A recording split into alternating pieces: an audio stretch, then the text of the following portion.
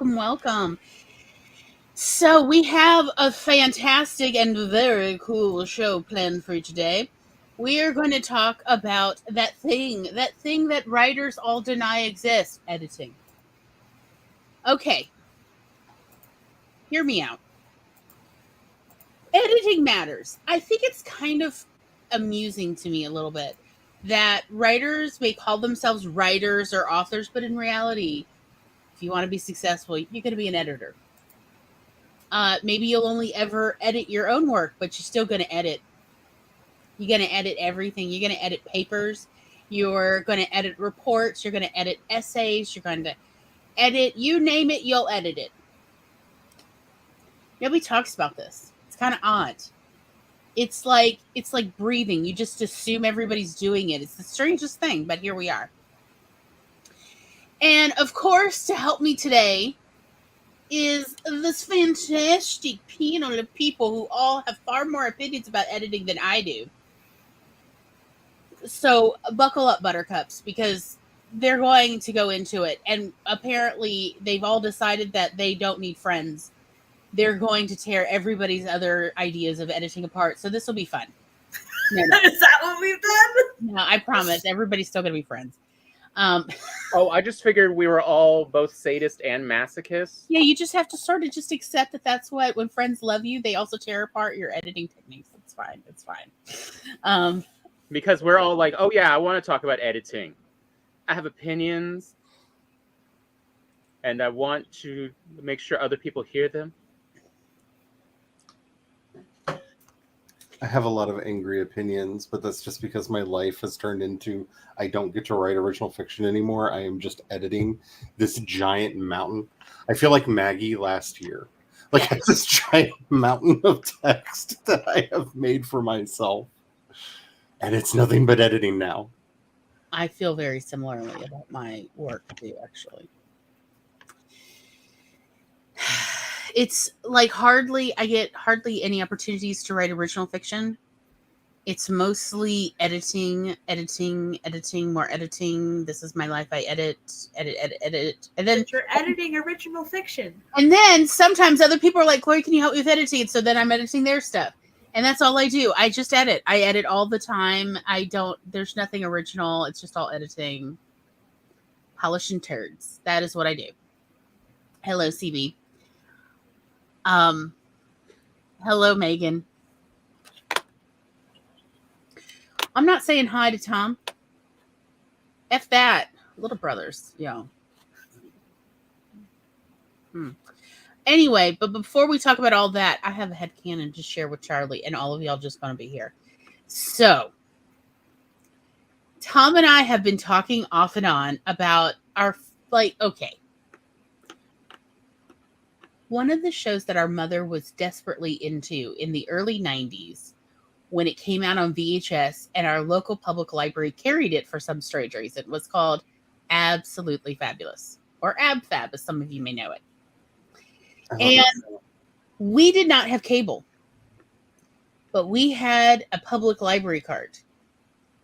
So we checked out every VHS of AbFab as the library got it. I don't know. It might have been on one of those Time Life. You just pay and they keep mailing you a new one or something. I don't remember what was happening there, but we didn't get them all at once. Yes. Hi, Jen. But we ended up watching like several seasons worth of Absolutely Fabulous in the early to mid 90s. I don't know that necessarily everyone else has done this, because there is a sub storyline in there about back when Patsy had a mustache and her gender was questioned. Yes.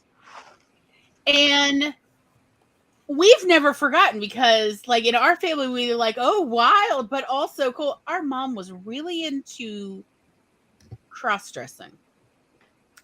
And I say that because she was also obsessed with Monty Python. And like, she just, anytime men in drag, she just thought that was just the most hilarious thing in the world. Okay. When SNL used to do the Python gang make fabulous old ladies. They do.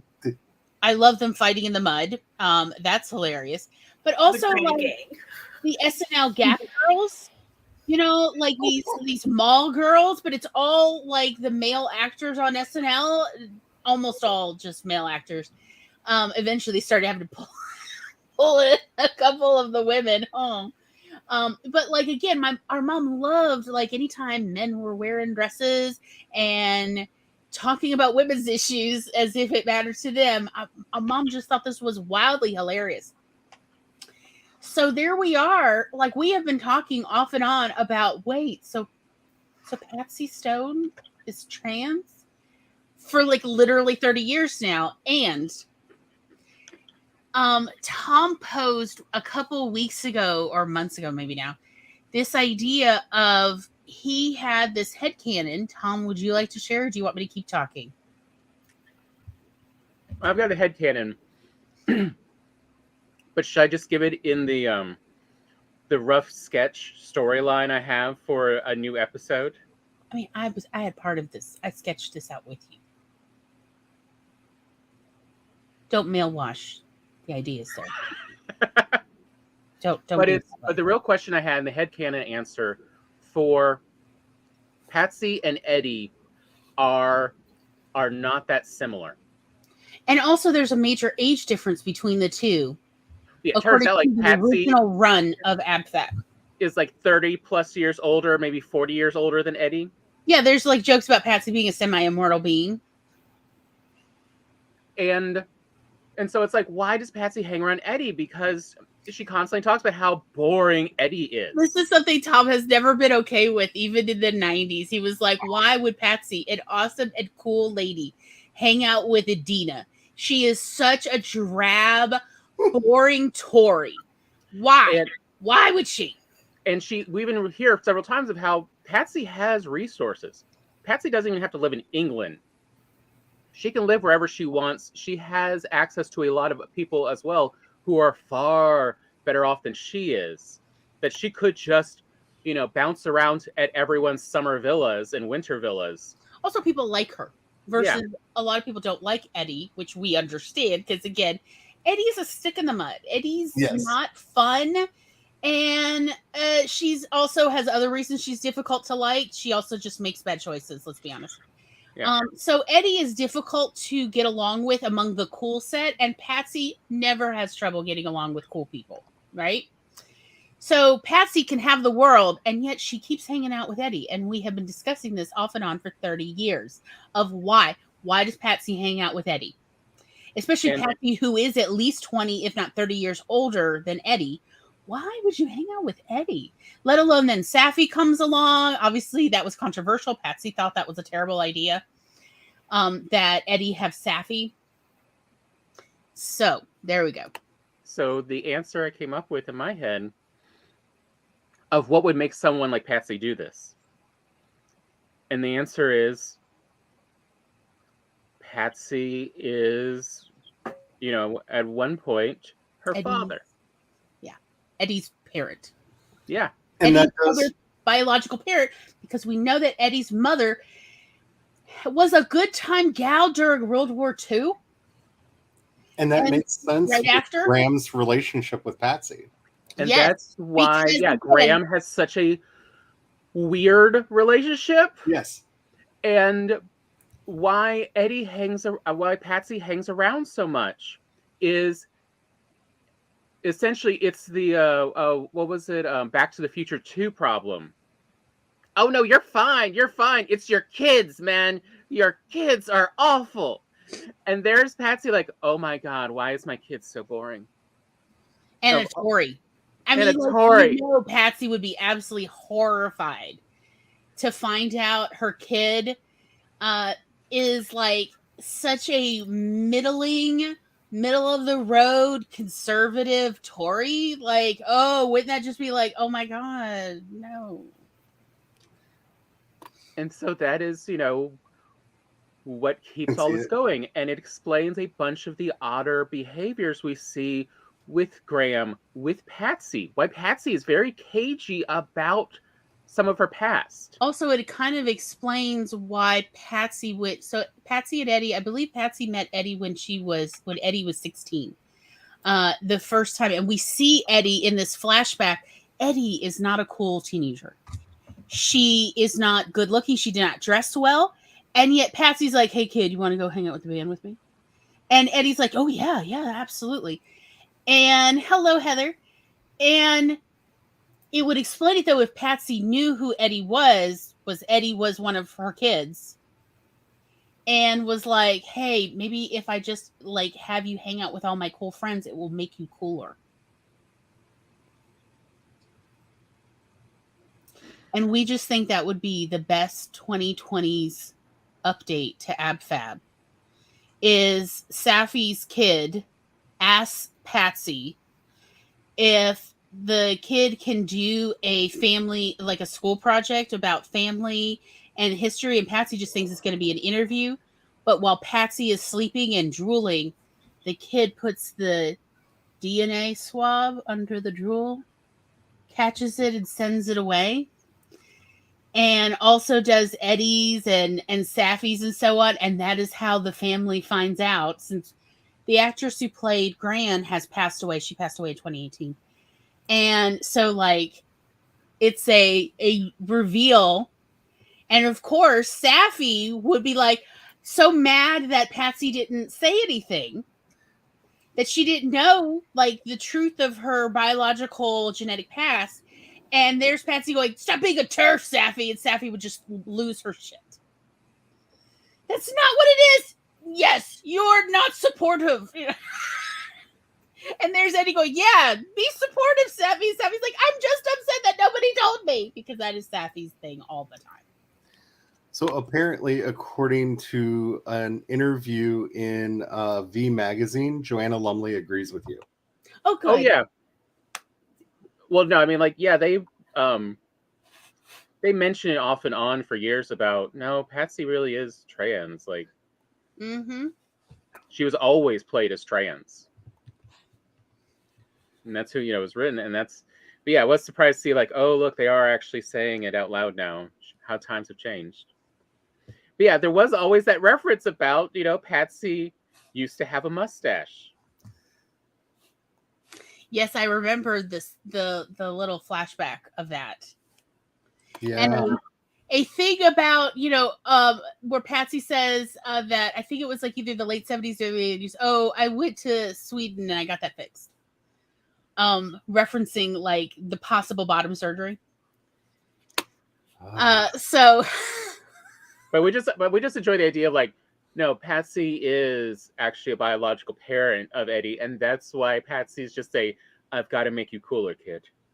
You're just such a downer. I can't handle this.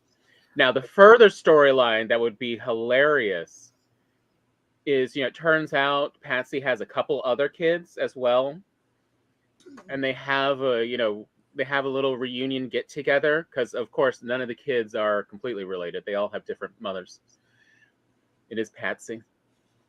They all have a get together every year, and there's Eddie getting offended of, like, why haven't I been invited? Why? It's like, well, it's why I'm here. You're just not cool enough. Not cool enough for my other kids. You're such a downer. And also, I figured you'd want to bring Safi. Bummer. Oh, just ruin the party. Yeah, but the grandkid's cool. I like Safi's kids, so, they can come. So anyway, I know that has nothing to do with today's thing, but I needed to tell Charlie before I forgot. Oh, it's beautiful. So obviously, because the BBC has become Turf Central, French and Saunders need to wrestle AbFab away from BBC so they could do this. I don't know what their plans are, but I do know that Dawn French and Jennifer Saunders and Joanna Lumley have been talking about reviving AbFab yet again to go after the zeitgeist of the day, I believe is how they've been wording it very vaguely. Yes. Because all three of them are very, open and warm and nurturing and liberal. Or at least liberal about human rights, let's say. And it just seems so odd that AbFab has been silent about so many of the current issues. But I guess in a certain way, that does lead us to talking about editing. Because there's always an opportunity to refine, to polish, to add on.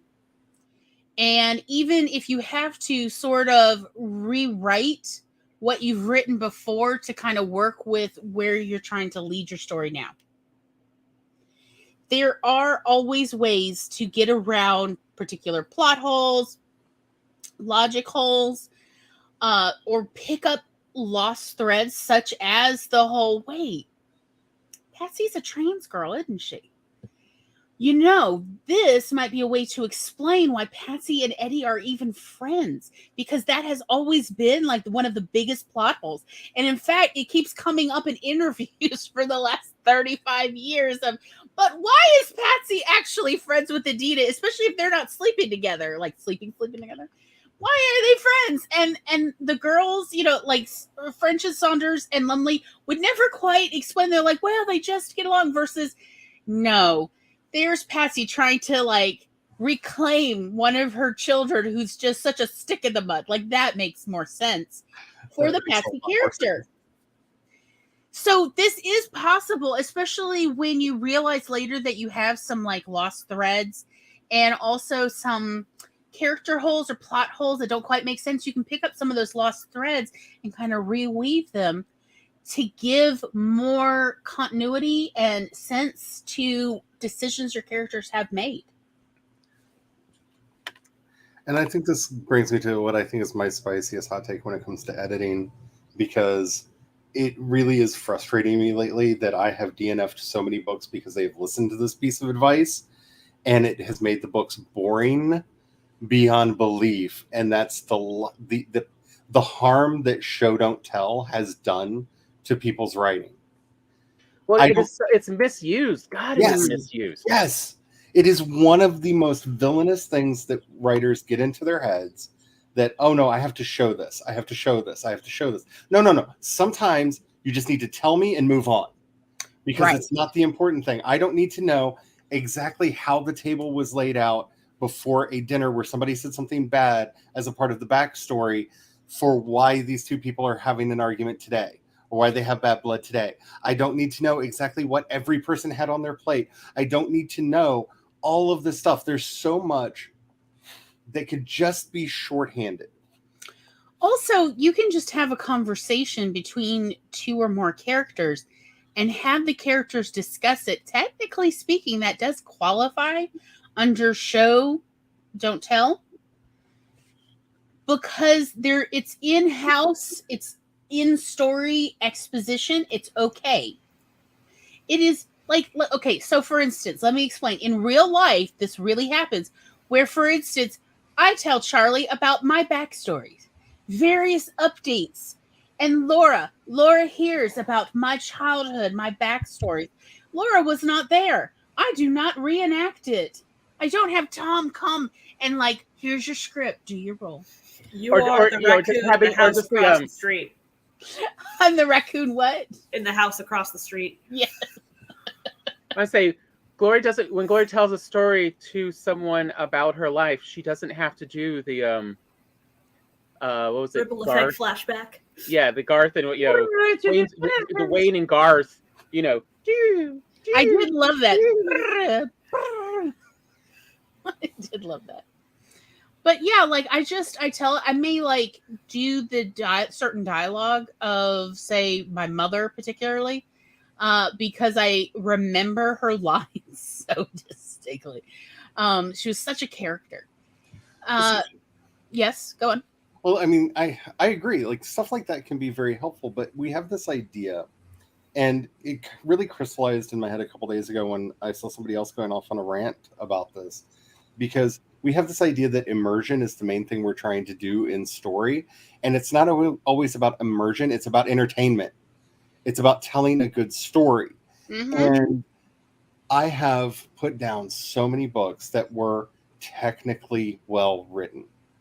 And that's kind of where I am coming from in this talk on editing, is when it comes to fiction, technically well written is not the same as a good book. And there's a lot of times I have been reading a book. What do you mean by well written then? Because I feel like if it's a good, entertaining story that's well written versus like if you're just talking about grammatically correct, like me. Well, see, that's what I'm talking about. We have kind of, and I've seen this in writing communities over the years. This isn't just like a specific author tube problem. Right. This is something that I've seen, like Writer's Digest gets into a lot of this stuff. The Writer, a lot of the magazines, a lot of the big blogs and podcasts that are out there get into this kind of group thing, that the thing that we have to do more than anything else is make sure we have dotted all of our I's, crossed all of our T's, that we have good grammar, that we're following the rules of good writing. 1, you show, you don't tell. 2, you make sure that there are no plot holes in your story. Oh, dear God. George R. R. Martin, leave plot holes. Just leave the plot holes. I don't need to know about every janitor in the city and what they were doing after they cleaned up the corpse. Just stop already. I don't need to know. Right? But we get brainwashed into following these sets of rules that are kind of being etched in stone of, if you are a good writer, you follow all of these commandments of writing. And to the point where I've seen so many publications put out their commandments of writing, like literally, like a good writer. Good writing isn't about being entertaining, like the definition you and I would have of that. Being entertaining, being something that is enjoyable, something that really draws people in, makes them want to know more, all of that, I would consider good writing.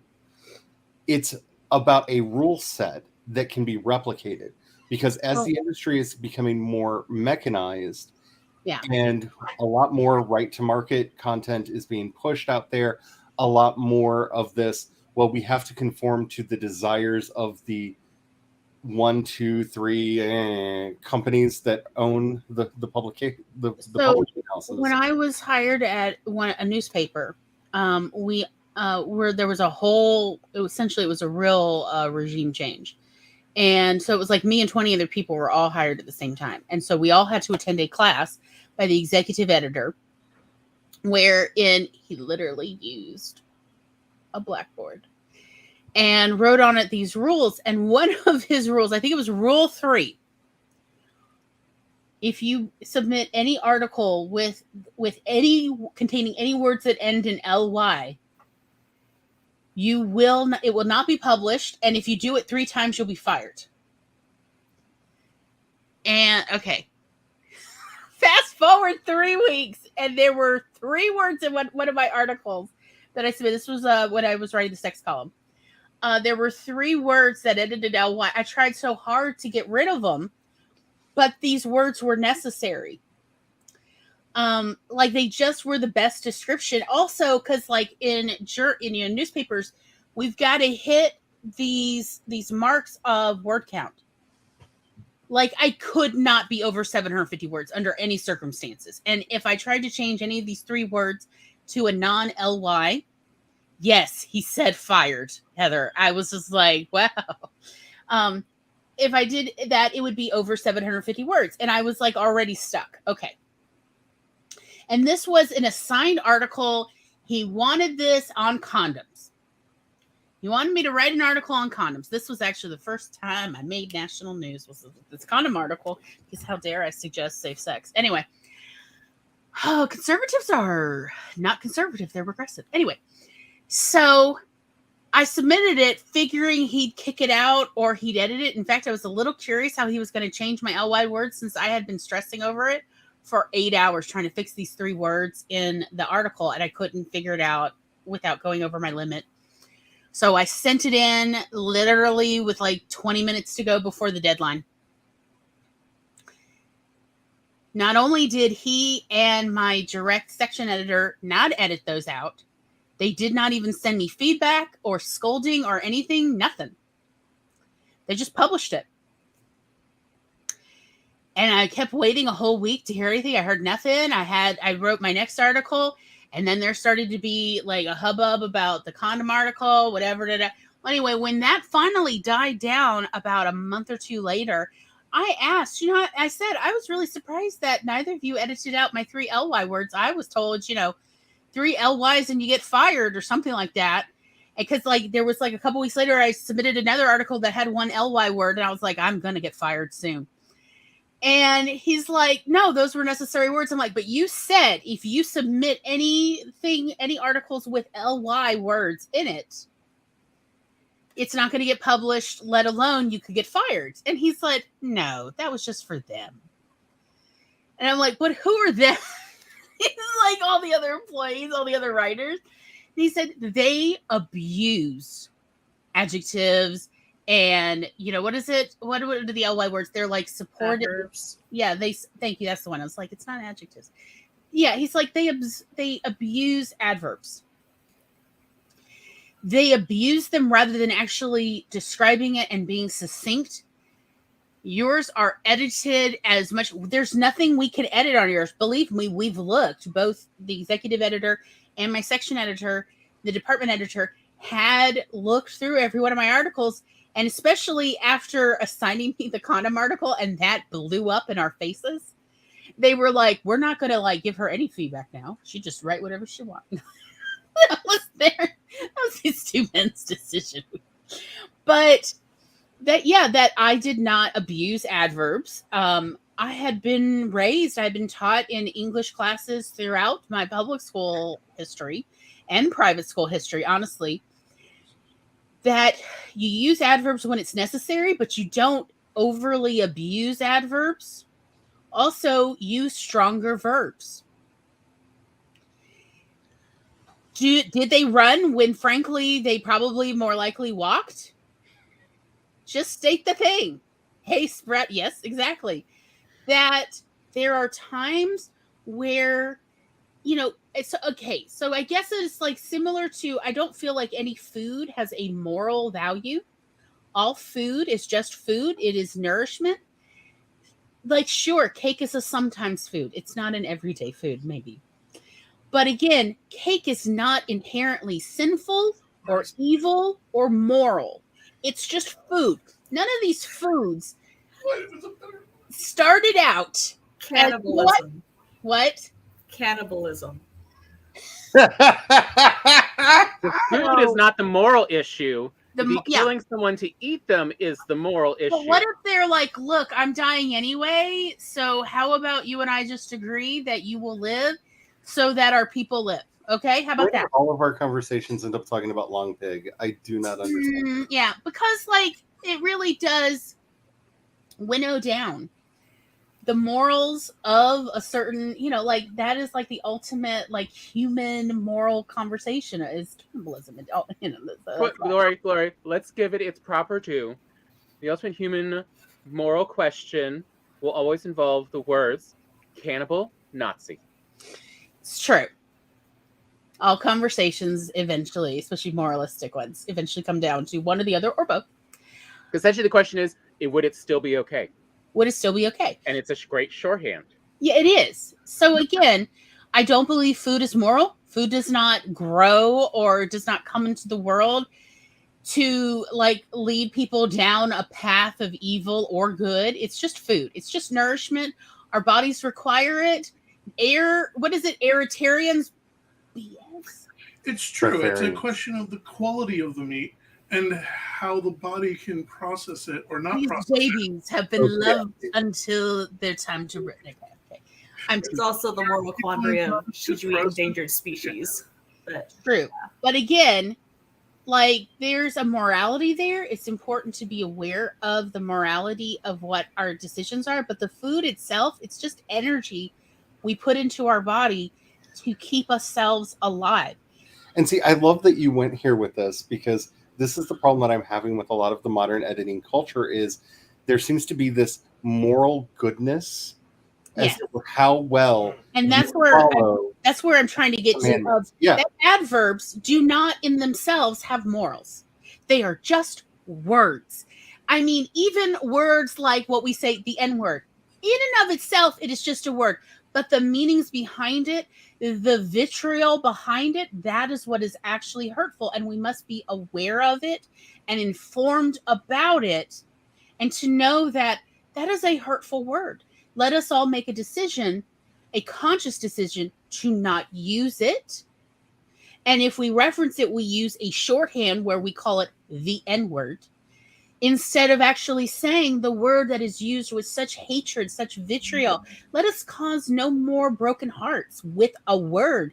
But yes, as my father used to remind me as a little girl, sticks and stones will break my bones, but words will break my heart. He would remind me of this all the time because he's like, that is the truth of it. Words hurt, and we need to acknowledge the pain, but it's not the word's fault itself. A hammer is a hammer, but if you take a hammer to someone's head, it's gonna hurt, and they're gonna be upset if they survive it. It's not the hammer. The hammer is not out here doing evil. It just lays onto the tool table till someone picks it up, and either they're using it for good or they're using it for evil. But it's not the hammer's fault. It's just a tool. And so this whole moralizing of words, of saying, these are the editing rules and they are diehard and there are no exceptions, that is not how human morals work.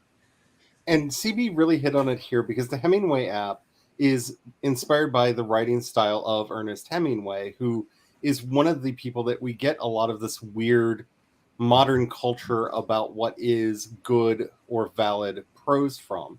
And he was not actually a genius. He was not actually a good writer. But he was just an alcoholic. Really good at PR. He was the best publicist that we may have had in the last century. He was very good at telling all manner of very grandiose stories about himself and getting people to pay attention to him. But this is where I'm getting really frustrated because good stories, things that should be good stories, are being ruined by these tips and tricks that should be tips and tricks. Mm-hmm. Like, so many people are struggling. It should be guidelines at best, and that's it. They're just guidelines. Like, hey, ask yourself when you're looking at all your adverbs, is there a different option? Could you change it a little? Would it help the flow if, like, maybe we change this adverb into this other word or two?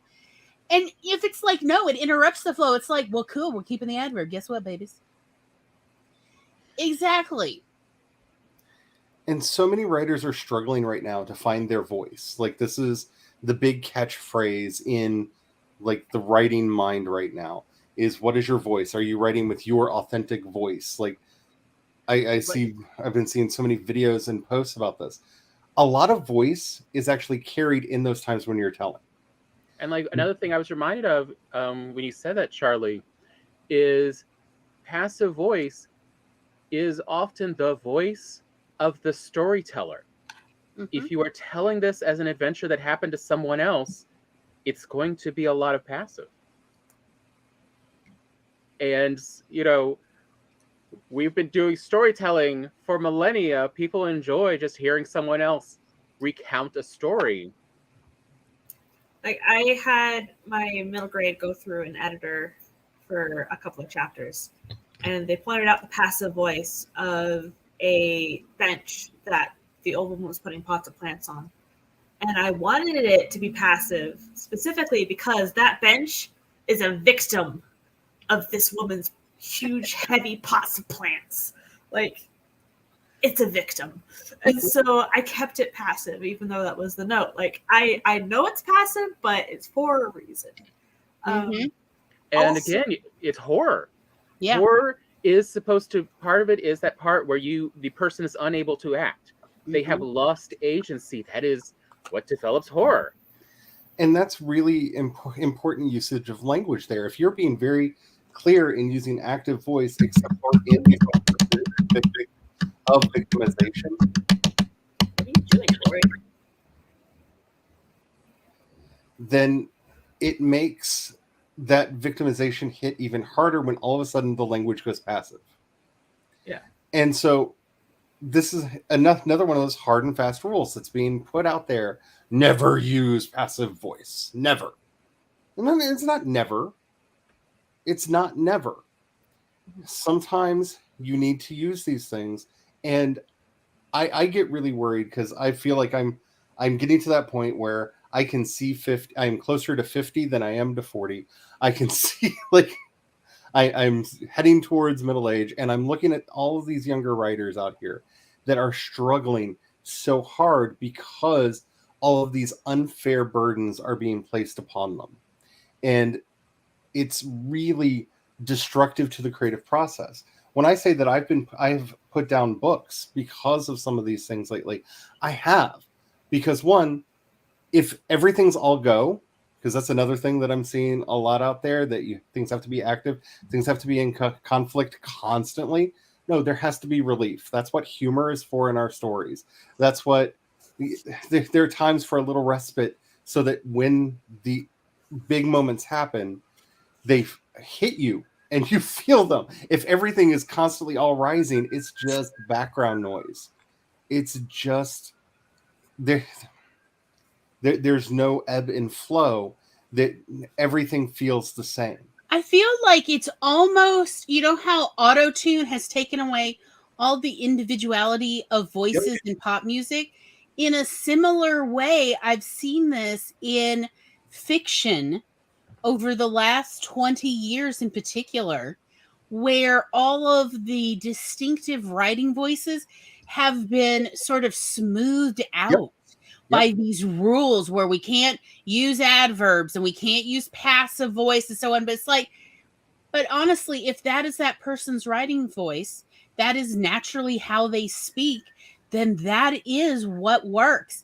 That is how they communicate, and that is their distinctive writing voice. And there's nothing inherently wrong with that. It's distinct. You want to be able to tell various writers apart.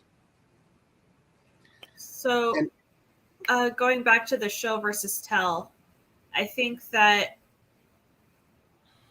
the way that I look at it is you're doing your story through the lens of your POV character. Mm-hmm. So you're describing things that are important to the character. You're not describing every single thing in every single place.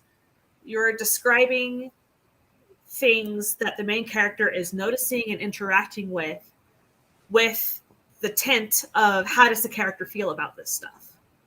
So if say it is a dinner table scene, like you were saying before, we're not going to describe everything on every single person's plate. We're going to describe maybe the mushy peas that the main character hates is there and how it is touching his fish. And he's like, heck to the no. We're not describing how all the goblets are placed for every single person at the table, because the main character is focused on the peas touching the fish. So he's not going to just say the peas touch the fish. It would be like the heinous green mush ooze toward my pristine fish and things like that. So like villainify the peas and try and sanctify the fish that is being tainted by the peas. Like, and that's beautiful. I mean, that is what, and that was very much your writing voice right there. Like, the villainous green ooze. Yes. But you know, I see a lot, especially sci-fi fantasy writers, struggling with how do I not do info dumps? Quick telling. Then you don't have to have, oh, we're on this new planet. Let's have the two characters talk for 5.5 pages about the long history of this place that they're at. Have one line of narration where you just tell, oh, we're now on this planet where this thing happened in the past, and then move on with your story. You've established enough of the backstory and move on. You don't have to, because that show don't tell problem, because really clicks in here, because you're like, oh no, I just said this planet used to have a bad corporate power structure that collapsed, and it's caused everything to be the way that it is. No, I need to show this. So I'm going to go through and describe for pages and pages the decrepit buildings, and have the characters talking about that building over there that used to be this factory that was run by this guy, and oh wow, now you have a super info dump in the middle of your story. And if it does help the story, if any of those elements are going to be vital to the reader understanding events that happen later, yes, include them. If it's not a Chekhov's gun or a red herring, why is it there? It's like, Lord, please save me from excessive purple prose. You get 3 paragraphs. You get 3 paragraphs, and then you have to have something change. Because no. There's this whole concept of summary versus dramatizing. Is that the word? Yeah, dramatizing. Yeah. Dramatizing. There we go. So, like, you'll have this big dramatic reveal of something to the main character, and then the main character has to go and tell it to the next person. You don't want to have to sit through the same information over again. It's okay to summarize it. Like, this is what happened. Mm-hmm. Do a little time skip of like, here's what happened. And so now what are we going to do? Yeah, Instead of duplicate the info. Yeah, I feel like that also goes to like the subset of the show don't tell. I've been reading your book, so when someone has to summarize an event that happened earlier in the book, unless you specifically need to remind me of an event that will be so super important that I might have missed or might not remember accurately, breeze over it. Just say they explained what happened when they were in the room.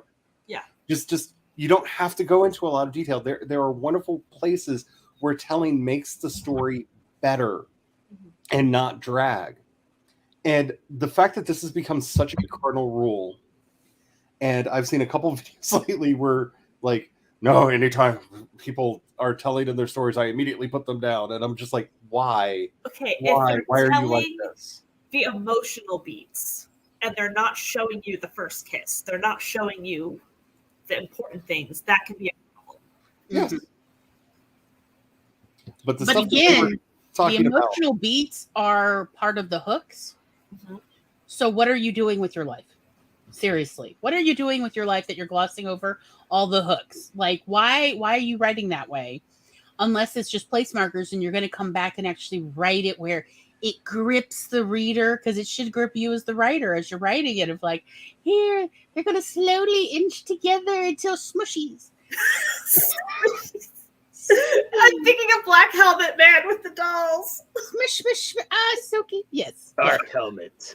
Nom, nom, nom. Your lip tastes so good. I love cherry lip gloss. Whatever. This really came clear to me when I'm watching, because I'm really into AI and the stuff that's going on there, because I feel like, especially as a writer with, physical disability and with a lot of energy issues in general, AI is a great tool to help me get things done faster, better, and still maintain my voice and my attitude, but provide for shortcuts. So I watch a lot of AI content, and I'm watching a lot of these people that are like having various AI chatbots generate stories, and they're like, look how good the story is. And and I'm just reading it going, oh, the story is crap. But the thing is, it follows these rules. It follows this mechanical methodology that is being imposed on so much writing that to an outsider who's just trying to get a story together real quick, they honestly can't tell the difference between this very boring text very derivative. That the AI generated from something that has an actual voice and actual story to it. Because it's that whole thing again of the but with the spell and grammar checks, we won't need editors anymore. Oh no, we need more editors now. We've all noticed now more in the major book publishers how they aren't paying any editors, because I can get the same quality from a new person who still has a lot to develop in their writer's voice, is what I'm seeing in the professional world published, because the editors are what made that gem shine. Yeah. And it's not shining to the same degree unless just you're an individual who works and knows how to do your product. These tools and algorithm stuff cannot replace the perceptions you understand as a person with a brain communicating to another person with a Wetworks brain. So last night I finished reading The Glass Witch by Lindsay Puckett. So good, highly recommend. It's a spooky middle grade. Jokes, yes. It's okay, Heather. Just breathe through your nose. You'll be okay. We promise we're not advocating that. It's okay. Oh, definitely not. So the voice in that story was just beautifully dripping off of the page. Like, it is such a snarky kid, And it doesn't say that she's mad. She describes the feeling of bees under her skin, and the bees are like wanting to come out. And then when she's scared, the bees are hiding in the hive and throwing up signs. Like, it's ridiculous. But also, like, the descriptive prose was so fun. Like, there's a rabbit who starts pooping like a Gatling gun. Like, it was amazing. Like, I mean, anyone who's raised a rabbit knows the semi-truth of that. Yeah. So I wanted but to it was share... aimed at the bad guy. So, when I was in high school, part of reading, the whole nonfiction section in the Oxford Public Library, and then, once you have a habit, you just keep doing that. So, over my late teens and early 20s, I read many books about writing, like advice for writers. And I had all these ideas about how my writing should be, and I would look at my writing and go, "Oh, it is so far from being acceptable professional material," right? So what then happened is an odd series of fortunate events where I ended up at a university with a whole variety of editors who essentially couldn't get jobs as editors anymore. And so we're working the, crap jobs in the English department primarily, in both English and creative writing. And I was taking these courses partly because English 101 and 102 are just literally required to get any degree at the university. But also I was taking creative writing because I was hoping to improve, take these opportunities to maybe gain a little more skill, get some direct advisement, essentially, about my writing. What surprised me the most, and frankly, at the time, I have to admit, as a late teen, early 20s, I did not take it that well. But what surprised me, every one of these professional, very qualified instructors and professional editors had no notes for my writing. I was like, how dare you? How dare you? No, don't you see all these adverbs? Don't you see, all these where I'm exposition rather than, figuring out how to put it in the story itself? And when I would bring up that I felt that they had essentially bitched out on giving me proper feedback, like, excuse me, I signed up for this class, and then you're not giving me feedback, I would like my money back. Every one of these very qualified professionals, it's only later that I realized how overly qualified all of these people were like, why would I tell you to take out, for instance, the adverbs you did use, or take out your, as you put, one of them literally said, as you put it, pure exposition. Apparently she disagreed. Why would I tell you that? That is part of your writing voice. And no good teacher or editor is ever going to tell you to remove the qualities that make this your writing voice. And I said, but all these rules, and they're like, rules, schmooze. And I did have two different teachers who did not know each other, 2 years apart, go, are you talking about Hemingway again? Don't quote Hemingway to me. But what I took away from that years later, as I really thought about it with a bit more experience and worldly knowledge, competent professionals would never tell you to change your writing voice to be less distinctive, no matter what the official rules are of grammar at that point in human history. Nobody's writing voice is for everyone. No, but also your distinctive writing voice is what makes your writing so readable. It is the most, it's like a vibrato in a singing voice. That lovely tonality, as well as that. Think about Billie Holiday. Timber. Billie Holiday, Ella Fitzgerald, Etta James. These are some of my favorites. I'm just quoting my favorites. But think about their singing voices and how auto-tune would destroy those voices. Imagine what would happen if you auto-tune Nina Simone. Oh my God. She wouldn't sound like Nina Simone anymore for sure. We'd have a hard time identifying her, actually. And also, it would take out all that flavor that that sultriness, as well as frankly a little bit of sardonic twist there, like a lemon twist in your drink. A little bit of a hey there, this is BS. I love that about Nina Simone's voice. But again, a good professional, a competent producer would never auto-tune out the qualities of their voice, because that would ruin it. That would destroy the whole point of having that particular singer sing this song their way. And so when people are telling you that it's these editing rules, or go home, you'll never make it in this industry, kid, they are trying to tell you to stop being you. And that tells you right there they are incompetent. Because a competent professional will say, well, these are guidelines and they are helpful, but we certainly don't want to destroy your distinctive writing voice. That should be important. And then, so again, I am very fortunate that when I started at the university, I ran into all these incredibly competent people who every one of them wished to preserve my writing voice when I didn't even know I had anything worth preserving. So I am here now trying to share this information with you about, do not let people's advice cause you to dilute the very treasure that you have. Every one of us has this treasure, and that is our distinctive writing voice. And if you destroy it or you dilute it, what do you have? Nothing. You might as well be an AI chatbot. You might as well, because there'll be nothing remaining of you for readers to value. So then you're not bringing any actual value to the story. Part of what makes your story so valuable is your distinctive writing voice. So while, yes, please do edit. Please put sentence periods in there. Believe me, why don't people value periods? Well, Faulkner, I'm looking at you.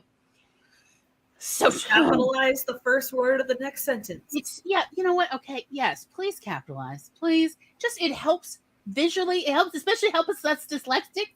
Please give us periods and capitalized words. Please, please, please.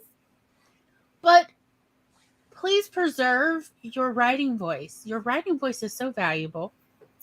I'm telling you, it is the value that you bring to it, aside from your cool ideas and your awesome premise of your story. But the thing that will truly make you enjoyable for readers is actually your writing voice. If anything, more than the premise, because it turns out readers don't actually want totally original stuff, but they love distinctive writing voices, and good editors know that. Different, but yet similar. And here's your obnoxious Charlie analogy for the hour.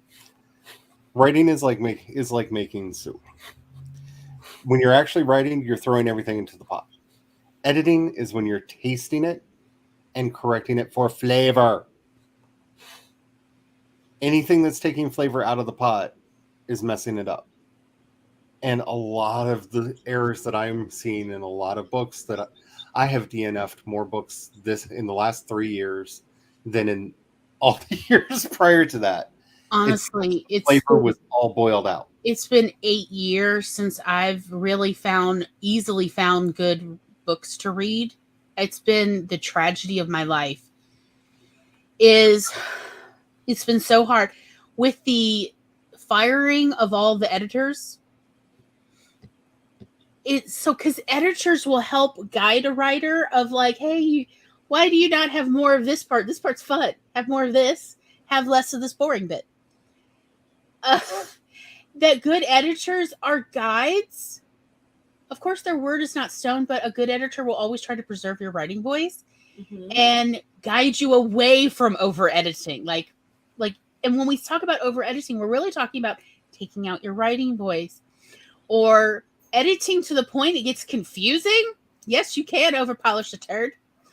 My editor for Tiny Shivers wrote in the letter write-up, you use a lot of fragments, but they weren't, what do you call, what did she say? I don't remember. Like, they weren't taking away from the story. They float. So I tried to preserve as many fragments as I could. I mean, what I really appreciate about all these editors that have been in and out of my life is that, if anything, they helped me better see what is my writing voice. what to preserve.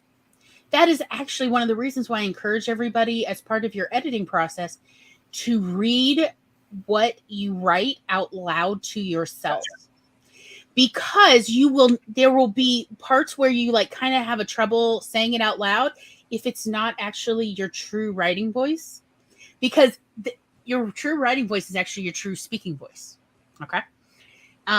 Or at least they're very connected, like twins, they're two separate people, yet, they've got so many similarities that it's undeniable they're related, that sort of thing. So when you have trouble speaking it out loud clearly and with good flow, that's a sign to you that, oh, wait, this could be worded a little bit better. When we say worded a little better, what we really mean is worded truer to your writing voice. That is what we're really saying. Because again, that flow needs to keep that pace that you use when you speak out loud. That's why I encourage that, because when I had a couple editors early in my life in college saying, you need to hone your writing voice. What you write about is boring as hell, but I love your writing voice. You need to work on that part more, and I'll give you an A. Literally, I had editors bribe me with A's to get me to hone my writing voice, and apparently it worked. But again, that is the true gem that you bring to everything you write. That's the treasure that you share with readers. And every time you see one of those, here are the 10 commandments of good editing, here are the things that you have to do, kind of articles or books. There's so many books that's the premise of them. Remember, they're trying to teach you how to manufacture unseasoned, uncooked tofu. Yes. And nobody likes that. I mean, yes, it is technically a food product. It is technically... it'll keep you alive.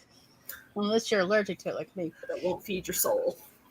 Oh, no. No, But it must have soy sauce, something like that. There's so many things that you need to do to that tofu to make it actually have flavor. And that's really what I'm getting at here. All of this show don't tell BS that's out there. A lot of that is, why are you adding flavor to this? Why are you trying to make this easy to read and understand? No. Factory defaults. Put everything to the factory default. That's no. I'm sorry. I know what generic fiction looks like. And it really frustrates me when I see people that are actively afraid that the AI are going to take our jobs away from us. The AI is not going to take our jobs away from us. It is going to take some jobs away from us. I'm pretty sure I could get an AI to write a decent sitcom, because so few sitcoms have voice, personality. They're just rote jokes that are not really funny, but they have a laugh track, so you know when you're supposed to laugh. Yeah, maybe if you're a sitcom writer, you might need to worry, because there are very few sitcoms out there that do have decent quality writing on them, which is why most sitcoms last for a season and go away, because they can't catch an audience. Yep. It may also take away the ghostwriting projects that wouldn't pay enough anyway. Mm-hmm. It's true. So on that note, it's time for a little breaky break. May I recommend, do you have a snack? It's snack time. If you're using your brain, then you definitely need a snack. Do you have something to drink? Tea is apparently the official drink of writers. Tea and bourbon. But I'm not telling you how to live your life. But now would be a lovely time for a snack. We're going to take a little bio break. And when we come back, more editing. I don't know. We're going to talk about things. Whatever's on Laura and Charlie's agenda. They're going to get all of the editing stuff off their chest, I guess. And so I hope you will definitely come back to hear more of their awesome, very informed hot takes. We'll see y'all in just a few minutes.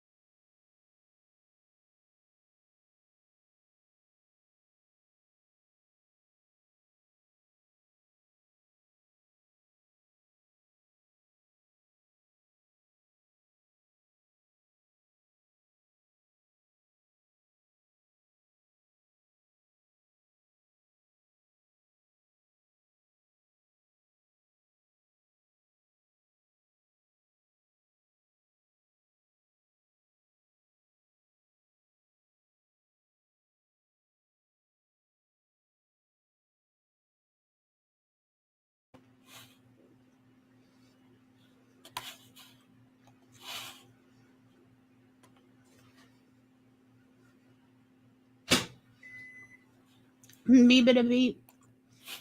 Mimina bimina mimina meep. Moomina moop. Moomina moomina mimina. Hello, hello. I've been eating 3 apple fritters. Nom nom nom. They were little, but still, I had 3 of them. Nom nom nom. Yeah. Speaking of I figured we would see Tom's lovely smoked meat timers today in celebration of Tom and Brian using their smokers for their new smokers for the first time today. I'm so sorry that the rest of y'all live too far away for either Tom or Brian to feed you.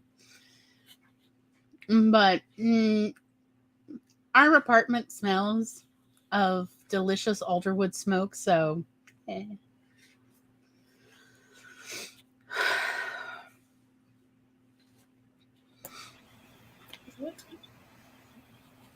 You done with the squeaky toy now, sir?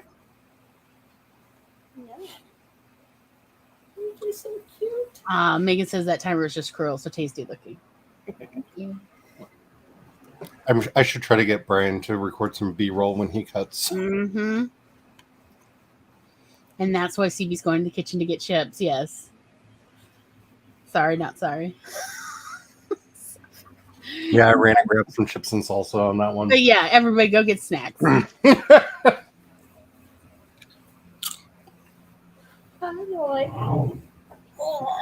I got it. So, Yeah. editing, what do y'all think? I think some editors are very good at giving feedback. Mm-hmm. I have feedback for the same story, one from a professional editor, used to be a literary agent, Alyssa Matesic, on YouTube. And then I have one from Walissimo on YouTube, and she was just a beta reader person. Why? Why right now? Why not 10 minutes ago? But yeah. So Roy. should I share my letter? Sure, if you want. I mean, that depends on you. I will say, when it's safe we're for talking about YouTube? giving good feedback is not necessarily detailed feedback. It often is.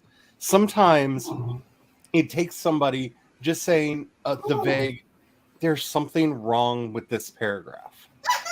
I've looked it over and over and over. I can't figure out what it is.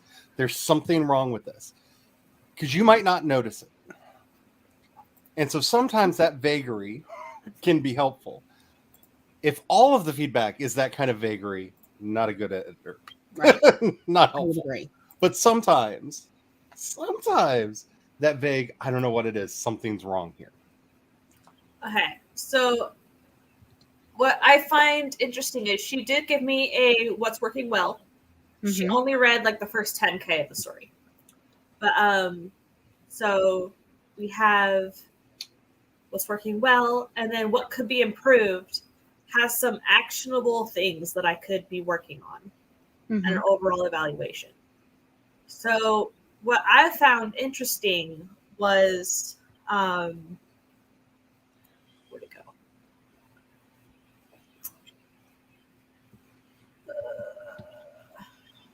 There it is. I need more exposition in my story. Like, You dang come it. right back to what I you. was saying earlier. Thank with the you. Tell rule. Yes. Thank you. This is what I'm trying to say. Is like it drives me nuts that all of these youngish or newish writers are like, oh, but exposition bad. And it's like not always. Not always. So she says a good rule of thumb is that whenever a new character or phenomenon is mentioned, follow it up with a brief moment of exposition. For example, after Maria says, "Have you met Mr. Wilson in person?" consider adding a few lines such as, "Mr. Wilson was the old man who owned the property the farmhouse was on. He wore a dark brown trench coat no matter the weather, and his sleepy yellow eyes appeared corpse-like. The neighborhood children lived in fear of him," or something similar. Mm-hmm. So this opened my eyes to like, it is okay Mm-hmm. to have some exposition. Yes. So Well, this, think about in real life, we do this all the time. So let us say that, Laura, you move to my neighborhood. Yeah. And you come by for a visit, or I go by to your house and go, hey, so I see you're new here. And we hit it off, and you're like, come inside. Let's have tea and cookies. And I'm like, don't mind if I do. And then we're chatting and you're like, hey, so who, like, are there anybody in the neighborhood you recommend I know or that I should know anything? And I would be like, okay, so all the cats in the neighborhood are assholes. That's why we have no squirrel problem, is because the squirrels never touch the ground on this this subdivision. right. Because the cats are bored. And so the squirrels have learned that if you want to survive, you just live in the canopy and you never even, like, the lowest you'll ever see a squirrel is they'll maybe jump on someone's car and then to jump on another tree. So like, be aware that you cannot feed squirrels here because they will not come down this far.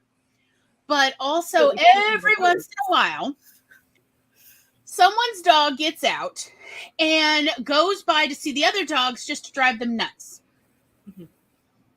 And so, like, you're going to hear a whole bunch of dogs, like, baying sometimes. Do not worry. It sounds like, like Lord of the Flies a little bit, but dog version. But nothing is going to ever come of this. No dog will be injured. I promise you this. It sounds terrible. It is not terrible. Also, if it's not a dog baiting other dogs, it's a cat. It's a cat just languidly laying in front of a yard that the dog is fenced in. And it's like, oh, me, like, the cats just, they're bored. Okay. When they can't mess with squirrels, they go mess with dogs. And like, that's what I would tell you. But that's all exposition. I am not like describing a story of this. I'm just like, hey, I'm just going to tell you. Yeah. The cats are total jerks around here. And they bait the dogs and they mess with the squirrels. But on the other hand, they also take care of, no one in this entire subdivision talks about having a mouse problem. So, I mean, that's also, the benefit to having all these like neighborhood feral cats. Although I would say also, most of the time local people do try to catch the cats and get them fixed. So, and people feed various feral cats. We feed some of them. So if you want to feed them, you can. And if they don't eat your food, just know they're spoiled rotten and that you have to get better quality food. Like that kind of, but like, if you think about that is a normal kind of conversation between two neighbors, but it is pure exposition. So another style of feedback that I've gotten was from Bellissimo, and it was all handwritten, which was super nice. So it was basically like what's working. I love that handwriting. I know. I want a font. I had given her the feedback I got from an agent that did a full request, and so she was responding to reading the story and the agent's feedback and be like, if you want to stretch out the length, here's where you could stretch it out. Like things that could be extended if I wanted to, possible new outline if I wanted to keep the secret of the monster for longer so that I don't show the whole monster at the midpoint. So I keep it more in the shadows for longer. And also to address the notes of having it have more of an emotional impact. So have Jimmy and the three friends at the beginning in chapter 1 instead of Jimmy with his mom. So I'm starting with the friend group. I'm establishing who they are so that we care about the friend group from the get-go, so that the hook is there more from the beginning. And so things like this are super helpful. But yeah, like there's many different styles of feedback. There's always like the Oreo principle of start with something positive, get into the nitty gritty, end with something positive. That is pretty nice. Sometimes I find that feedback is super helpful if I give them a Google Doc and they leave inline comments. So like, hey, this particular sentence was clunky. Like, I had to reread it a couple times to get what you were trying to say, type of thing. Or you changed the character's name halfway through. It's like, dang it, you're right. So things like that can be super helpful. Hey, don't call me out like that. I did it on purpose. There's a reason in the story. You see it happen. Oh, okay. No, this one was Jennifer turned into Jessica, and it's like, dang it. Sorry, in the middle of Raid, the serial I just had come out, one of the characters' names changes about in the But middle. it wasn't on accident. No, it's explained. completely- I've had some people get really frustrated. Like, I learned them by the other name. I'm like, there's a reason. Did you read? He explains why he asks people to call him by a different name. Like, did you read that? Yeah, but it's a different name now. Sorry, that hurts you. So, yeah. For editing, I like to give myself time to ruminate over the notes before I dive in and start tackling them. Like, if you see the one from Melissa, I got in August last year. Okay, I'm just now getting to it. I need to be a pedantic monster right here, because somebody who suffers from a lot of mental anguish, who has rumination, is a big part of this. Mull over. Like, can we say mull over? Contemplate? Yeah. Ruminate. I hear you say Spirit. ruminate, and all I can see is just like you in the corner, like all Wednesday Addams, like in the dark, a stark light Growing cast across the mushrooms. room, fretting about everything that's going on. Yeah, I have. That's So I got that feedback from Melissa in August, and then I got the feedback from Wallace in February. And I have just now gotten the gumption to be like, I can do this. I can retackle this. This is now draft 6, but it's going to be better for it. So I also got feedback from another person of like, so this part wasn't quite believable even for this type of a story, because I was having 12-year-olds pull a heist on a police station. So Oh just no, like, that can totally happen. It's talking for a friend. oh gosh. So they're going to steal the road salt so they can salt the ground and kill the plant. But I have heard stories that where Yeah, like, wait, that's not believable. Like, is this person not from the South? What? Yeah. so I'm gonna switch I it up so think that we the heist cop on the salt is not an unusual like hijinks in the Deep South. I would say We it helps speak though for friends. if you We've give a heard reason that at least one of the people pulling a heist would know the layout. That Yes. they've been here. Yes, and her father used to work there. And But also her dad drives them there, and the And kids also- are all like hiding in the trunk with the wagon wheelbarrow. and then also you need to give some exposition or conversation about how lackadaisical the people who work here are. Mhm. Actually, can I just add to this? Cops are very gullible, and when a kid comes in and is like, "Oh, cops person, sir, you're like my biggest hero ever. Can you tell me more about how great your job is?" Like, all of the cops will suddenly crowd around this kid to be basked in praise. Yeah. And I've heard So- that much hijinks can happen in the background while Yes. this is going on. So she's going there to file a police report about her missing bike that is not missing.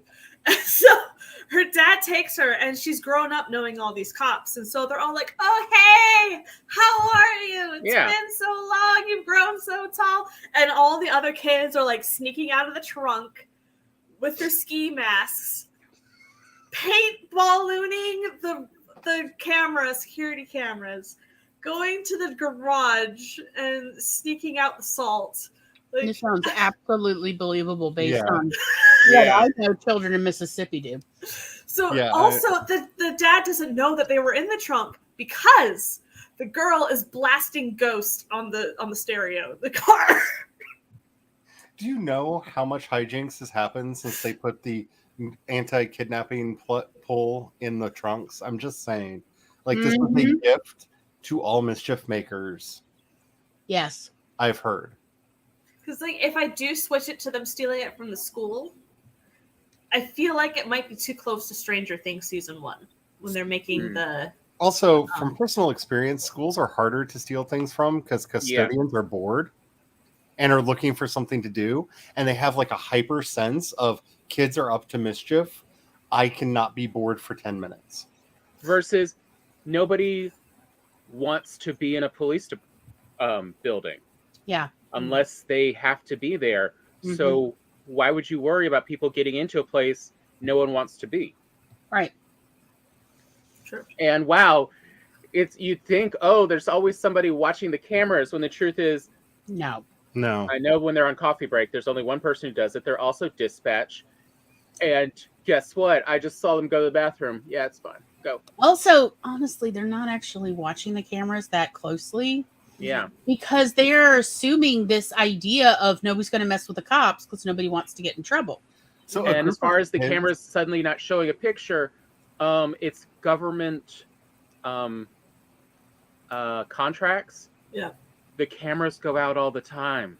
And so the paint is leftover house paint from these kids' parents' garages. So not that long ago, for reasons that I cannot comprehend, the Ellington Police Department thought that they should have an actual marijuana plant on display in a glass case so that people could know, if you see this, report it. That was the whole thought behind this. And a group of kids did successfully distract the cops long enough to steal said marijuana plant once it came into full bloom and was ready for harvest. This is a thing that happened not 30 minutes drive away from us. Wow. Yeah. But yeah, Stevie, I don't actually get a lot of feedback on my fiction either. I usually have to pay for my in-depth feedback. Oh yes, they're definitely. Yeah. Also, you're only going to really see feedback when people who are invested in the story. Mm-hmm. So if this is not their usual cup of tea that they like writing in, or that this is fanfic that they've already got an emotional investment in those characters, you're just not going to see a lot about it because it's just another story.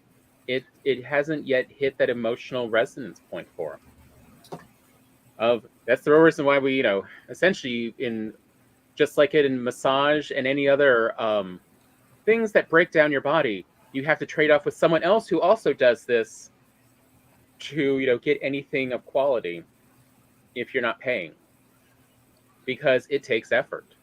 Even from other writers, most of the feedback I get is, oh, I enjoyed it. And then they don't say another word.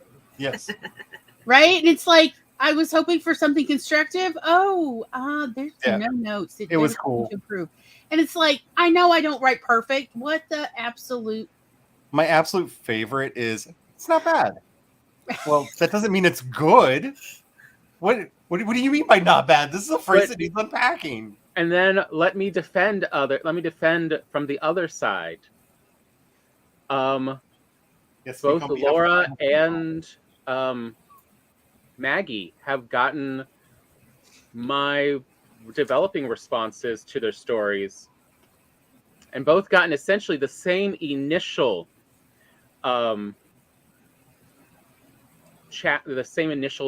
paragraph I sent to both of them, which is as I'm trying to feel them out for how sensitive are you about this story. Because a lot of writers, if you give them real criticism, you have just lost that friendship. Right. Yeah. People, like the vast majority of creatives, do not take feedback well. It's true. And so it's like, all right, let's see what kind of person. So I need to talk to you on the phone for the first critique. Mm-hmm. So I can literally hear in your voice your stress levels. Mm-hmm. So I can tell how good or bad this is going. How in pain are you? Yeah, preferably video if I can, so I can see your face.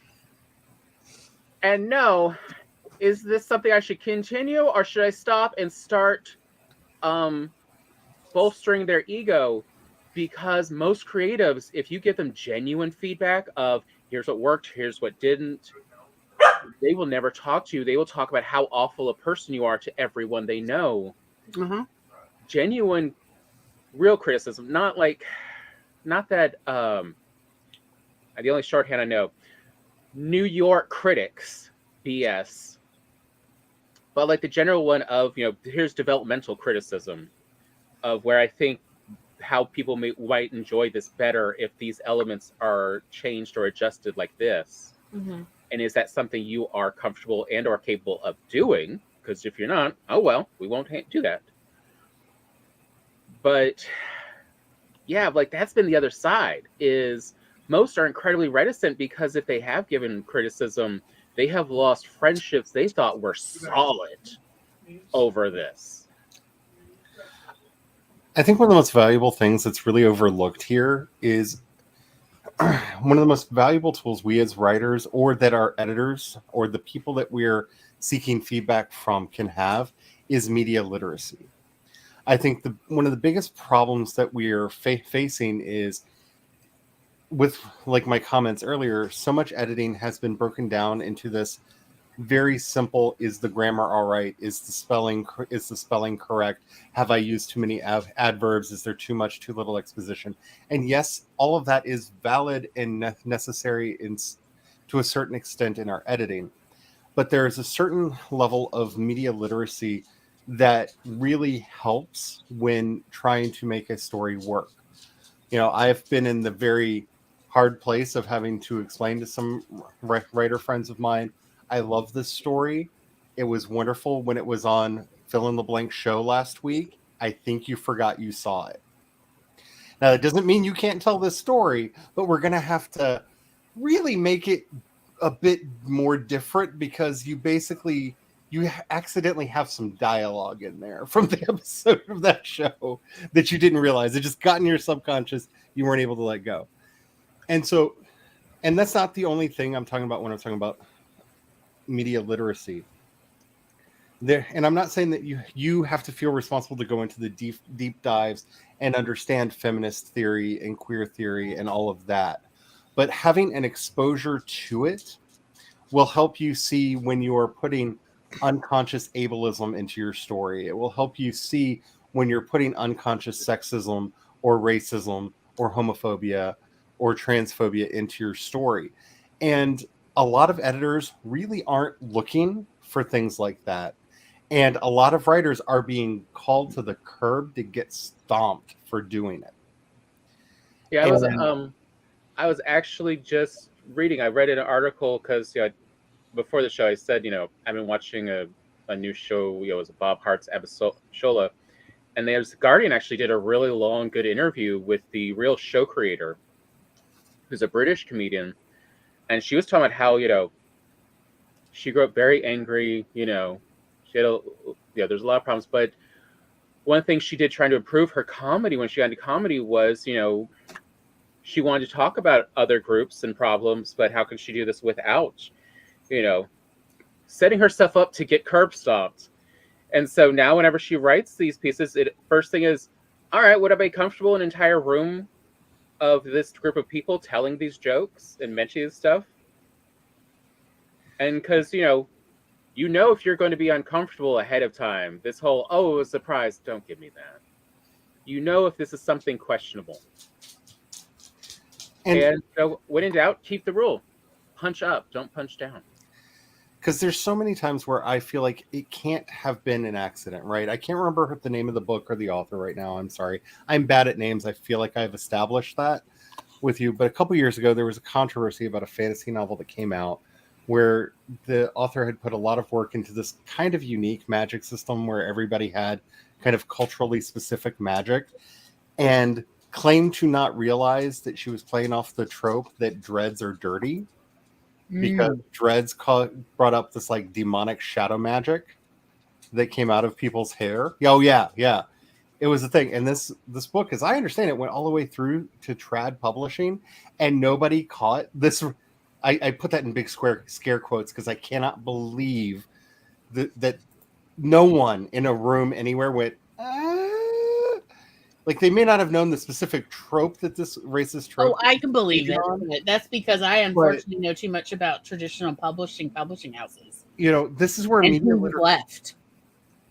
This is where media literacy is really helpful, where you are just, even if it's just finding reliable commentary channels on YouTube where people of that community are breaking down media and showing the tropes and how things work, so you can hear that in-community voice to help you understand it better. Even if it's just a surface level exploration like that can be really helpful to you, so that you're not accidentally pulling on these things that are outside of you and maybe even the people that you're going to get feedback from's experience. Because when the moment I heard that scandal broke and I heard what the thing was, and I read one of the passages from the book, and I literally clutched my pearls. I'm like, how did this make it all the way through and no one saw this? Like, no, how somebody, they had to know, like this. And there was this big thing, like, no, it had to be intentional. This had to be intentional racism. How could you not know that this is a big stereotype? And I admit I had that same feeling too. Like, how could you not know?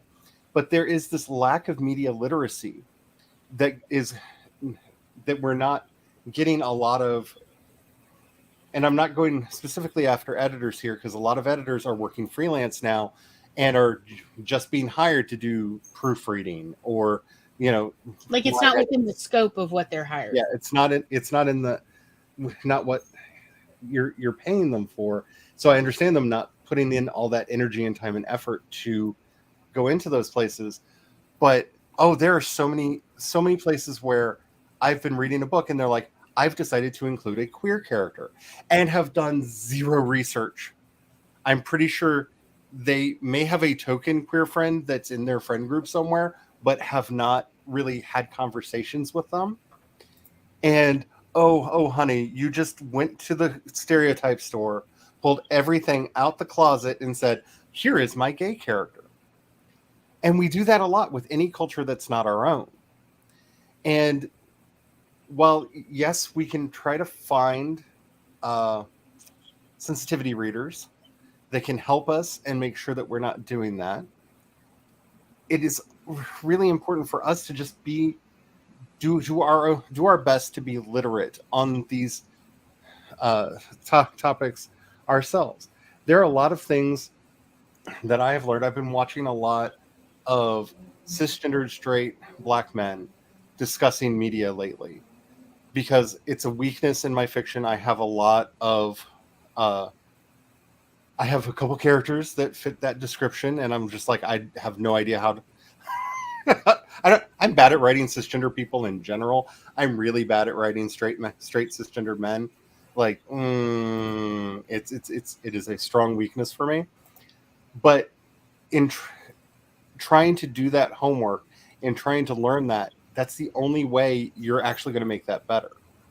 Because I'll tell you right now, because I've had this from a lot of experience. When you approach your cisgendered straight friend and you're like, I need you to read this for sensitivity to make sure I'm not being too mean to straight people, they look at you weird, because they're not used to that and they don't give the best feedback.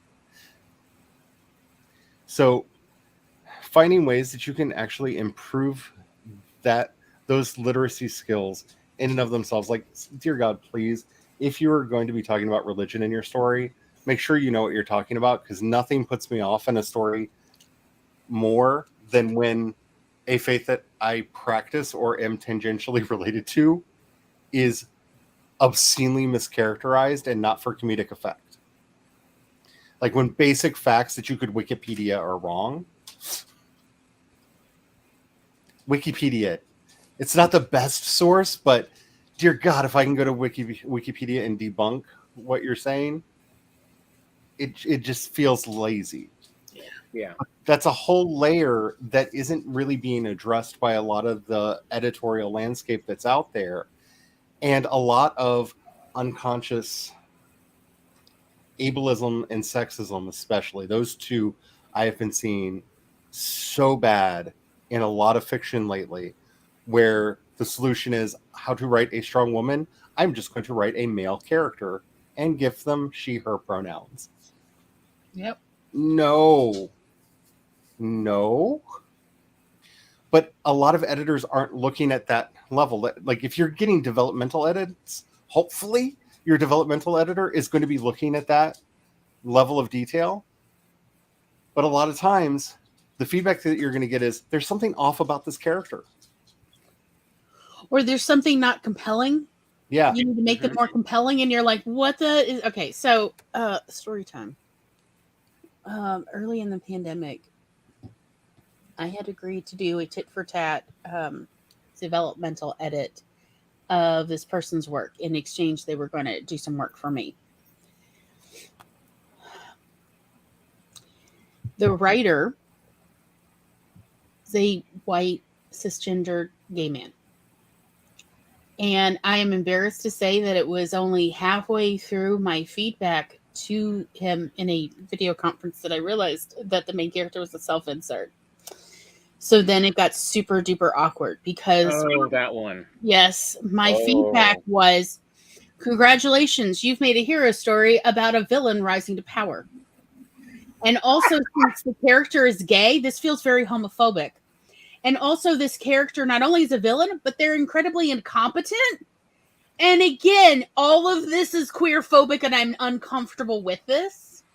Also, wait, hold up, oh my God. And I'm looking at his face, and I'm like, oh, this is a self-insert character, isn't it? And he's like, yeah. I was like, should I stop now? I could just stop. He's like, no, keep going. You haven't finished all of it. I want all of it. And I'm like, okay. Because I had written it out.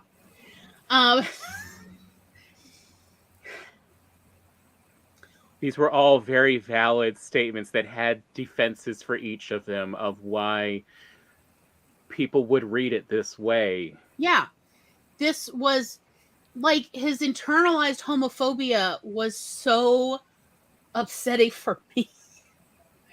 And I'm like, there's literally a competent female character who could instead be the one in the leadership role, and you keep sidelining her for no good reason. Like, it's even in the story, it's not a good reason. This looks like misogyny. This absolutely looks like that your main character is a misogynist a-hole, and congratulations, he's like, you might as well be Trump. And like, yes, y'all. I know way too much about Trump's background. And he took all of it, and he even said, your points are valid. Anyway, I follow up a couple weeks later, he shows back up, and I'm like, so, I feel like I gave such drastic developmental edit feedback that I owe you essentially a second one for your new draft. And he's like, oh, I'm still going forward the story. And then that was at that point, I was like, guess what? We don't ever need to do a tit for tat. You're good. You know what? Just you live your life. Good luck. Bye.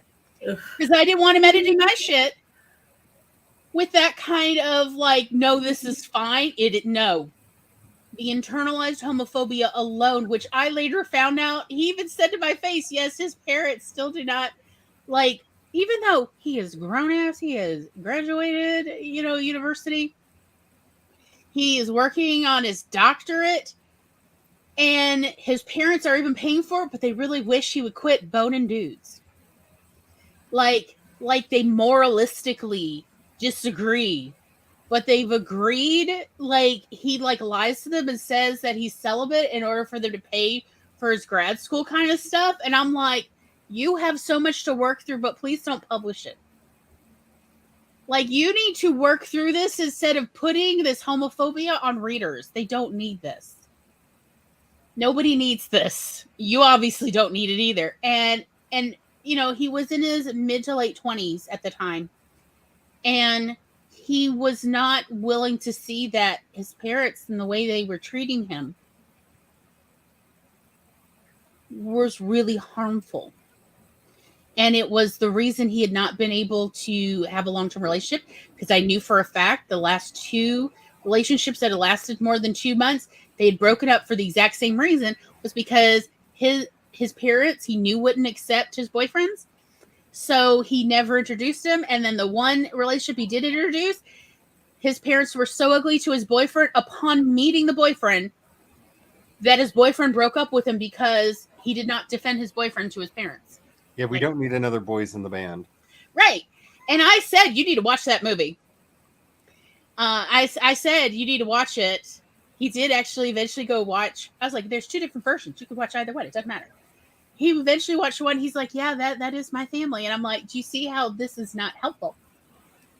You need to move beyond it. You do need to absolutely do therapy. Please stay in therapy. But also, you do not need to publish this crap because none of us need to be traumatized by your parents' homophobia. And also, your parents sound like general a-holes, and you're kind of an a-hole too. I feel like you need to work through this before, like, you put this on other people. And he just did not see, even though he saw that I was like, this is literally the villain story. This is the villain trope. You have written the villain trope, but where the hero's story is supposed to be, why do you think that's okay? And how the villain keeps sidelining the woman. Like, do you see how this would be cool as a side story, but this is not the main story, and readers will rebel? Yeah, say the problem that he really didn't want to accept because of his self-insert was he had made this female character who was a rebel leader, and he had shown in this story how she had all the knowledge and capacity to run a country. Like, he'd actually managed to illustrate it throughout the story. And then has his self-insert still continue the dynasty of his kingdom and just sends her off to another country so he doesn't have to kill her. Oh, that's bad. Oh, yeah. That's why they're like, no, this is literally a villain dictatorship story origin. Because the main character is incompetent at every aspect of rulership, shown throughout. It is no questions asked, and just wants to live with his newfound boyfriend he didn't realize he had feelings for on this adventure, and is now going to be running this country instead. And it's like, oh my God, you have created just, so much villainy waiting to happen. Right. And I feel like I really need to be clear here. It's not necessarily your or your editor's fault that these things don't get seen in some ways. Homophobia, well, all queerphobia, misogyny, anti-Semitism, just all the racism that has just steeped our culture for so long. A lot of it is completely invisible until you have it pointed out to you. And this is why I think it's very important for all of us to realize, like, oh no, I probably still have baggage that I don't realize I have, that I'm going to say probably some ableist things, some racist things, some misogynistic things, just because I have not realized, oh, oops, I haven't done that part of the work yet because I did not know that I needed to do that part of the work yet. So too many of us. It happens to everybody. It's happened to me. It happens to everybody. Do not be alarmed. It's if you're like, yeah, but I'm still keeping it in. Like that guy. Look, they gave you the flag and you went, thank you, I shall decorate myself with. No. No.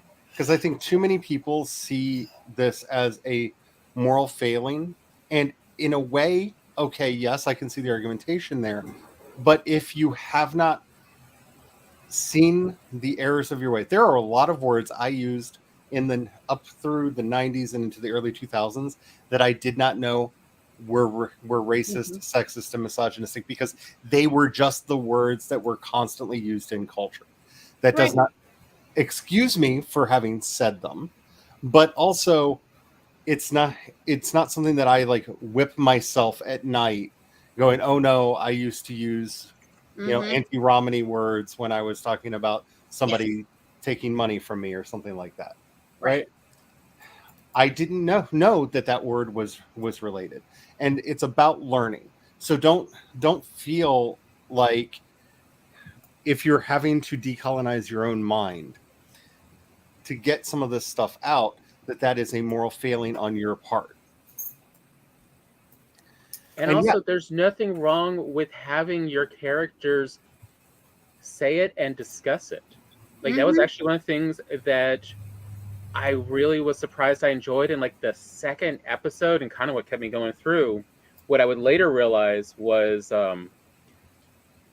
in that show, in the show Bob Hart's Shola, of the writer put a character, the showrunner and developer gave herself a character so she can literally talk in the show, and she gives her character a bunch of the negative stereotypes she's picked up in her culture of being British with Nigerian parents, of the Nigerian culture her parents came from. Mm-hmm. She has herself as this character repeat just to have the other characters talk about it with her and show the problems with it. Mm-hmm. As you learn this, there's no, you're a writer and a creative, and as we like to say, everything is content. So as you better understand your thought processes and others, and what's fine and what's not okay anymore, use it in your writing. Have this discussion among your characters. And there really is in some ways no right answer for a lot of this. There's a big ongoing discussion in a lot of queer circles that I'm a part of over whether or not it's harmful to write a story with zero homophobia in it. Does it actually hurt? Because a straight cis person might take that as, oh, we've solved it. So is it a respite for the queer reader? Okay, bye, Laura. Bye. See you later. Are you actually providing a respite for a queer reader, or are you possibly doing harm if a cis reader misinterprets this and goes, oh, look, see, we did solve it? And this is a really interesting, and it's a deep and it's a complex debate. Like, there really isn't a right answer to it in a lot of ways. So yeah, I could understand doing that. There are times I have a story that'll be coming out later this year that tackles transphobia very face on in a way that is not entirely self-insert. Like, it's not a self-insert character, but there are 3 memories from my own life that have been given to this character to make the moments more real. That is going to be really hard to publish. It's going to be very hard to put out into the world. And I've had a lot of debates with a lot of friends over whether or not this is an appropriate story to tell outside of the community. Right? Is this something that I should or should not be putting out? So there's not really a right answer here. So one of the best things that you can do, especially when you're working with an editor or getting feedback from someone, is try to find people that are sensitive to these topics. And if that, like I said, is impossible, just doing your best to make sure that you have basic media literacy so that you're picking up on some of this. And when I say media literacy, it has been hurt so badly over the last 10 years because CinemaSins is not media literacy. It is not media literacy in any way, shape, or form. They're dinging people for a lot of these 10 Commandments violations that we were talking about in the first hour and not actually getting into the meat and potatoes of the story as to whether or not the story itself is any good or not. And you need to be careful that when you're looking for sources for media literacy, I wish she was still on YouTube because she was really good at this, but Lindsay Ellis and a lot of the old Lindsay Ellis videos really do break down these topics and highlight different aspects of stories so that you can see it and see the debate and see what's happening there. Khadija Bo does a lot of this really good right now. Mm-hmm. I've really been enjoying her stuff. FD Signified has been doing a lot of very, very good stuff on topics related to the Black community. There are a lot of good people that are out there. I knew you were going to say, I was literally, it wasn't even one whole beat before you're Leyron Reedus. Leyron Reedus has been so good because it is such a powerful bi perspective that you don't get from a lot of other sources, and points out a lot of biphobia that I would have been blind to. That's a really good source.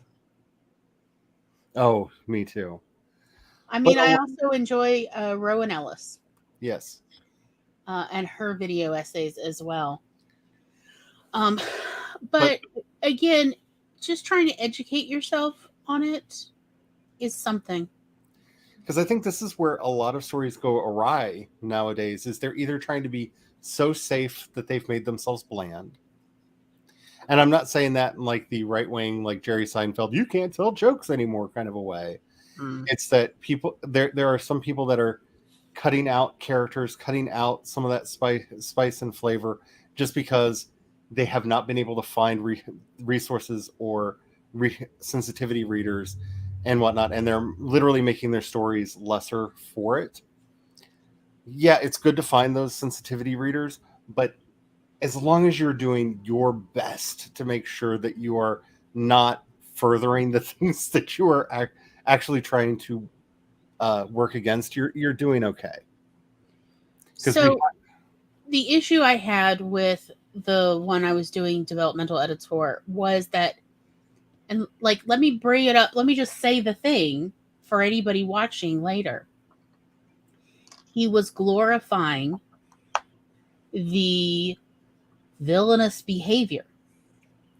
It is fine to have villainous behavior, to have people say homophobic or queerphobic or misogynistic or racist things, or even do things that are bad. But they should not be the one that's supposedly posited as the hero. They should not be the one that readers are relating to. That's the issue. And that is where writers run afoul and get quote unquote canceled, is that when you hold up a character doing a bad and you say, but they're a good, like, you need to check that. Why are you claiming a character's good when they are doing a mean, when they are really hurting people, and no other character is calling them on the meanie thing, the bad thing they're doing? It looks like you as the writer are condoning what this character is doing, and that is also not cool. And so that is where you run afoul. And I really do think that this is an editing issue. It's the reason I wanted to discuss this now is I have talked to people that have sent me their stories, and I came back with, why is the story about SA? And they're like, no, it's not. And I'm like, but this happened. That's not what consent is. Mm-hmm. And they were like, but yeah.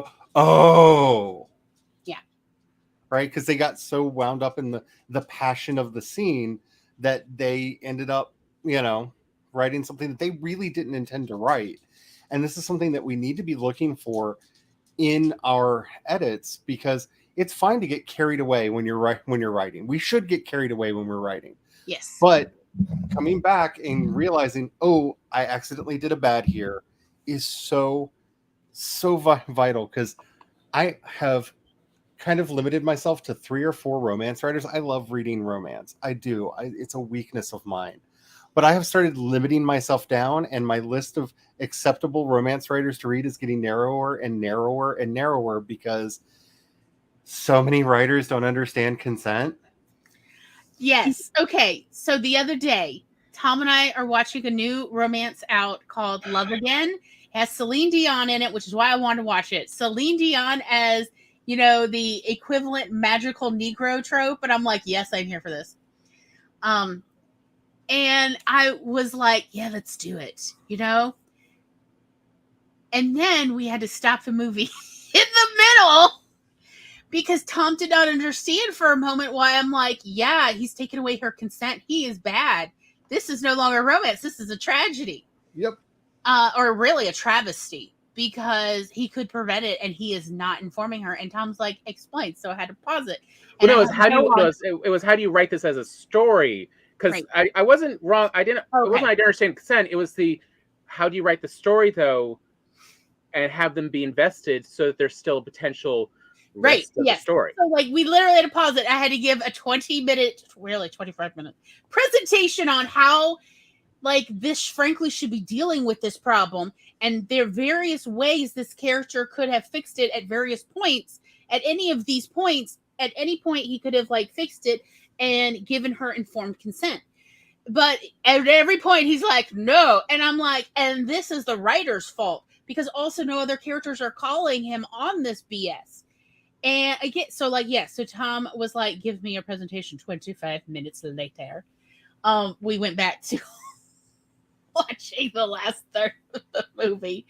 But, you know, Tom eventually saw my point of there are ways to fix this, where yes, you did not take away from the original basic premise, the original idea of the story, but at a certain point we have to fix it. Otherwise he cannot be the hero. He is a villain if he is taking away her informed consent. Uh-huh. I mean, Spence, if you want to say it, we have. Just.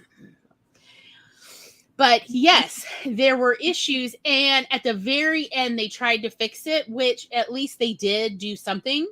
So it wasn't like, well, this is a waste of my life. 2+ hours. I mean, they addressed it, but the problem was that you could definitely tell this was in edits. They fixed it. Yeah, and later edits. Like it only in the very end somebody brought up and they're like, oh, reshoots. Like, yeah, they did a test screening, and yes, yeah, and it was very obvious that's what happened. And I'm like, this is why more writers' rooms need me. I need to be there to catch the huge holes of stop making people the like good guys villains, because gross. Yuck, yuck, yuck. Anyway. But that's why I wanted to say, look, it's not that you can't have these difficult, sticky, wicked issues in your stories. You absolutely can. And yes, you can have weird, awkward premises that it's like, how are we going to get our characters out of this? That is absolutely still, as a reader, I would definitely pick it up going, how are you going to solve this? But you do not glorify the bad things, the evil things, or the doers doing it. You don't glorify them in the moment while they're doing the bad things. And at the very least, you have other characters call them on it. If not, actually then fix the problem in the story. How about another character call the first character on their racist bad thing? And then the first character's like, well, how do I stop being so, like you said? And it's like, okay, here, take my hand. We shall walk down the primrose path together, and you will learn to be less racist. Oh my God. Has nobody done this before? And they'll be like, obviously not, because here we are walking down this primrose path together, but leave me. Show me how to live a less racist lifestyle. Okay, you can have that, and it still keep the story moving forward and not interrupt the flow. All of these things are possible. You are a creative person. If you are writing this, then you are absolutely creative enough to figure out how to address it. Don't let anyone tell you like, oh, these things, they're so systemic, you can't solve it in a story. You can work on these things. You can address it. At the very least, you can come at it with compassion and show that characters are like, hey, I think you need this feedback. Okay, the other day on Hinge, I had somebody I matched with, and he literally asked me if I live alone. And I'm like, dude, okay, you've already just told me that English is not your primary language, that you are from an African country, and that you've immigrated here to America, to my state 4 years ago. So I'm just going to say, I assume that you have not really spent much or any of your life living as a single woman in the world. But I'm here to tell you that there's only two kinds of people that most single women get who ask this question, and they are thieves and sex criminals. Frequently ask single women if they live alone. So unless you are that, you probably should never ask anyone that again. Ask me the question behind that question that you really wanted to know. Ask me that. Which is probably, I assumed, was like just, hey, are you actually single, or are you married or living with somebody? Like, that's fine. But don't be asking me, do you live alone? Like, why? So you can rob me or sneak in my house, stalk me? What is it? No. Mm-mm. Again, there are ways to solve anything. Yep. With compassion and patience, but you actually have to address it, or it will never get fixed. Because it is so frustrating how many books, movies, and TV shows I see these things making it all the way through to release. And they could have been caught. They could have been caught. They could have been fixed.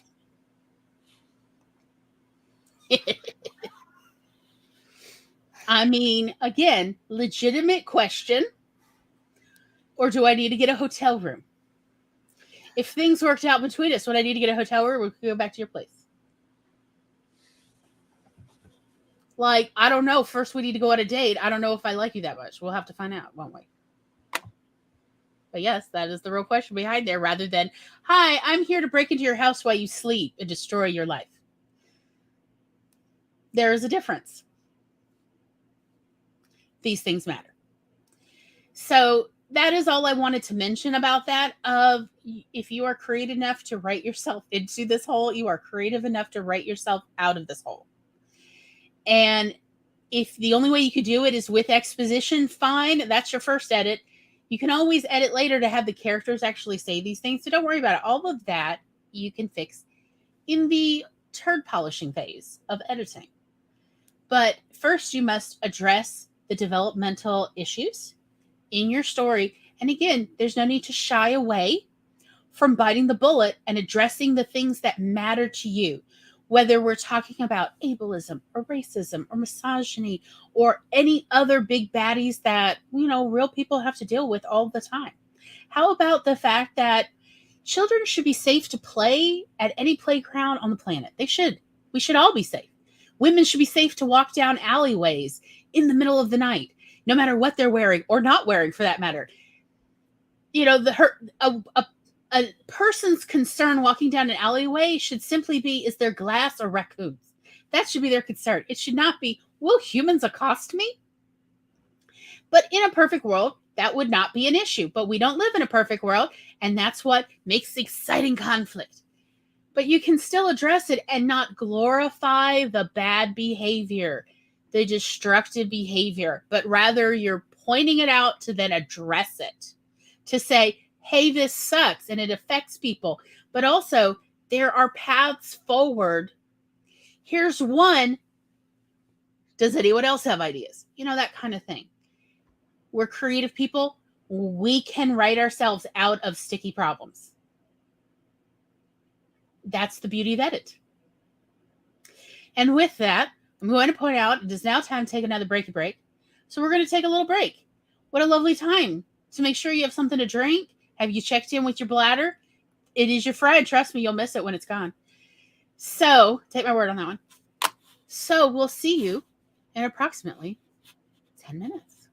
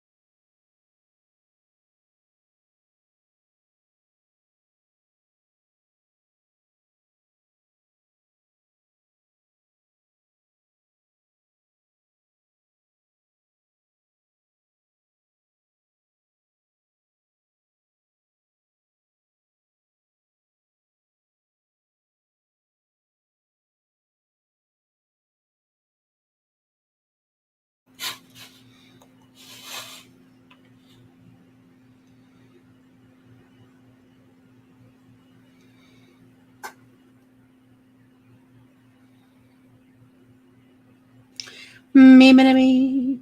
Me-me-me-me. Be-be-de-be. Be-be-de-be. Me-be-de-boo.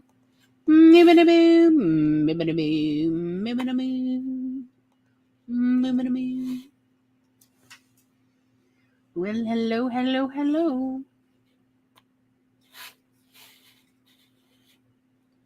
Tom, you're still muted. I was getting an update about the smoking Meat. process. Oh yeah, I guess I should post a few pictures, shouldn't I?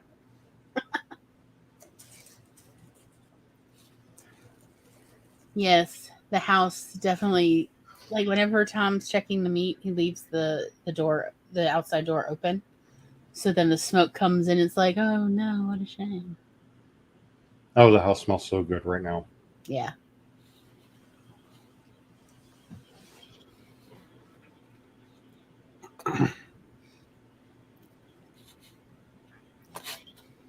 So, editing, here we are in the third hour. Home stretch. Something else I figured we probably needed to address, and probably know, we have addressed this before, but I don't remember. But CV mentioned early in the show um, this thought people have developed right there with Hemingway stuff of to edit your own work, you need to wait 6 weeks before you start editing it. And it's like people can't do that if they are trying to actually make money off of this. And so how do you do this at a commercial speed? Well, if you're watching this show and you're this far in, I have got good news for you. You're neurodivergent. There's a high chance you have, to some degree, some ADHD tendencies and a little bit of object permanence difficulty. But this is, in this case, with writing or any creative outlet, this is to your benefit. Because you're going to forget the mindset you were thinking when you wrote it within days of writing any story. So I usually wait a day or two. Like, I'll make sure at least I sleep on it for a day. Maybe I'll wait 2 or 3 days. And then I will have forgotten a bunch of what I was thinking when I wrote something originally. And so I can go in with fresh eyes. And the first thing I'll do, because one, it's easy, but also it'll be distracting for me otherwise, is just go run a little grammar and spelling check. And the reason you want to run that first is so that now that you've corrected it for what you think is correct grammar and spelling, when you read it, you'll pick up on these corrected versions. Is that actually been correct grammar? Or was it or is the phrase and sentence something completely different? And no, the original one was correct. You can now correct it back. Ignore it in the subsequent ones of, no, you had it right. Because grammar and spelling checks on everything is not the end-all be-all. It just is a suggestion. There is a possibility. It does not know everything, especially if you're writing in English. It's complicated. Well, I think you bring up a really good point here of if you are trying to make money off of your work, there are a lot of questions you really have to be asking yourself nowadays, and that really does affect some of the questions you're going to be asking yourself while you're going into editing. The model that I am adopting more for my fiction, and back when I was still making videos on the YouTubes, I talked about a lot, was I really wanted to get back into serialization. It's something that I did at the very start of my career, and I loved it. I really, really, really loved it. And I want to get back into that place where I'm doing that.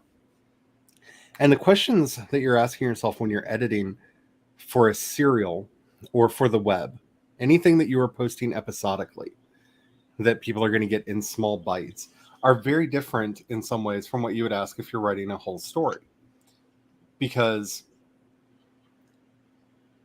it's okay to have a certain level of incompleteness to a chapter if someone has the whole book.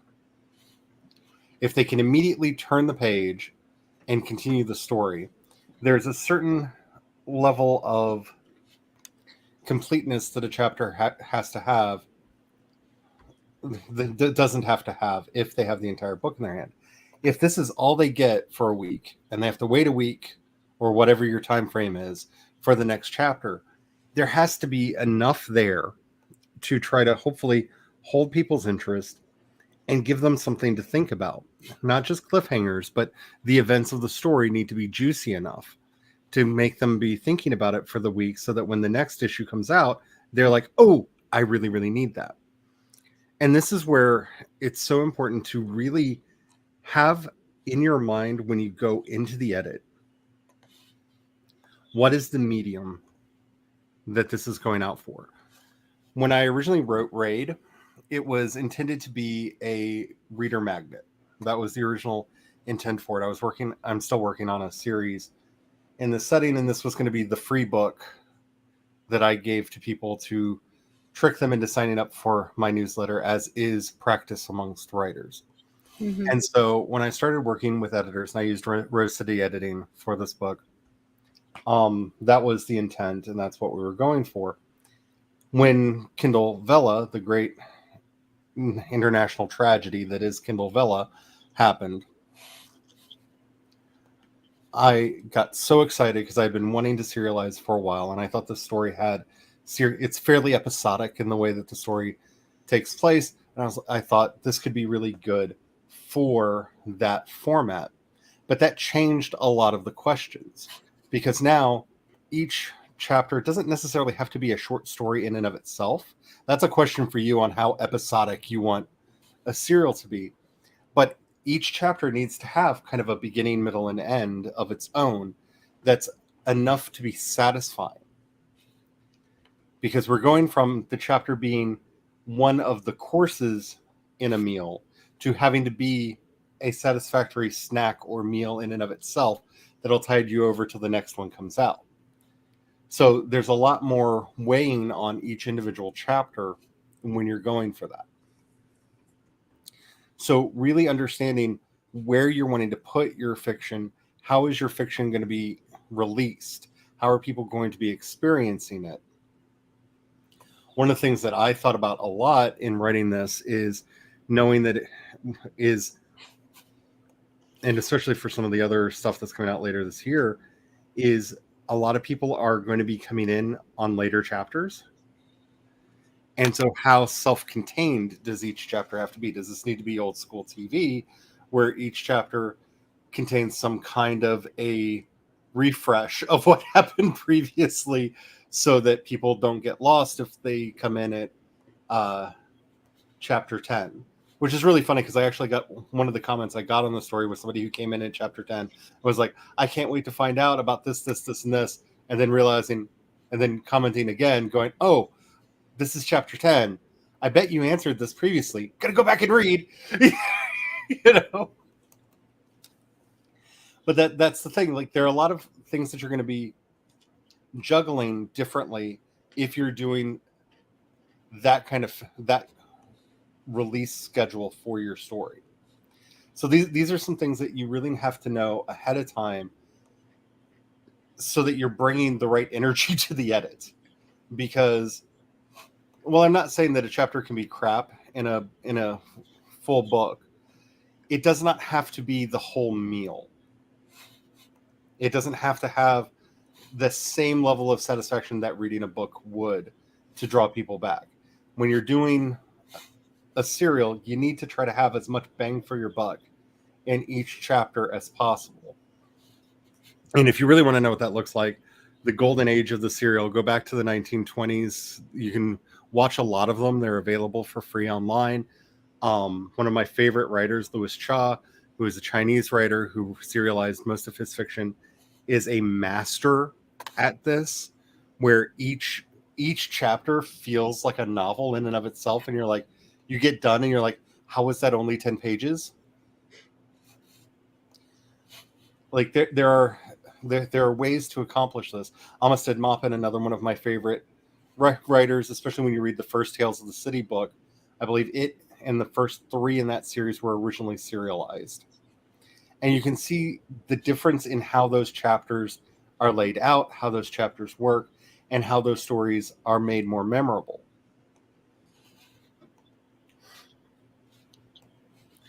That's always the big question. When do you treat something like a 2-parter?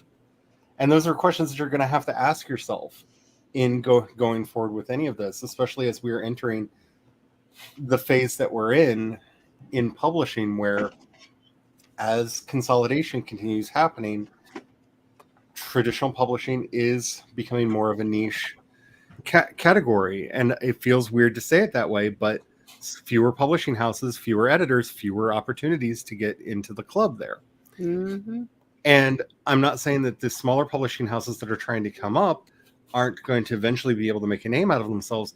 But in a lot of places right now, I don't want to say it's a vanity being published in a vanity press, but you're traditionally published in that, yes, someone who technically owns another company has published you. You're still probably going to have to do, even with one of the big publishers, a lot of your marketing and stuff on your own. A lot of your editing and stuff on your own. So having that built into your process when you go into editing, because if you're trying to get an editor to like you, I really hate to say this to you, but you'll have an idea of what that publisher usually sells. And you can try to edit that book to get the attention of that editor. I have one of my friends who is traditionally published. That's actually how they did it. They wanted to be published at Tor. They wanted their books to come out through Tor. They read Tor books voraciously. There's a certain flavor from a Tor book that once you've read enough of them, like you can feel it. It's kind of an ambient smell in the back. Like each writer has their own voice and everything, but there's a certain thing that makes a Tor book a Tor book. And so in his edits, he started pushing his books to sound more and more like something that when just reading it, you're like, wow, that's a Tor book. And it worked. He ended up getting published at Tor. So that's where your goals really need to come into the editorial process. If you're going indie, well, what kind of indie are you going in for?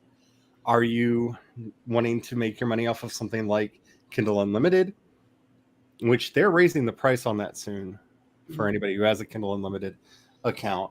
And I don't know if that's going to mean any extra money for writers. I doubt it will. Mm-hmm. But they are raising the price on that soon.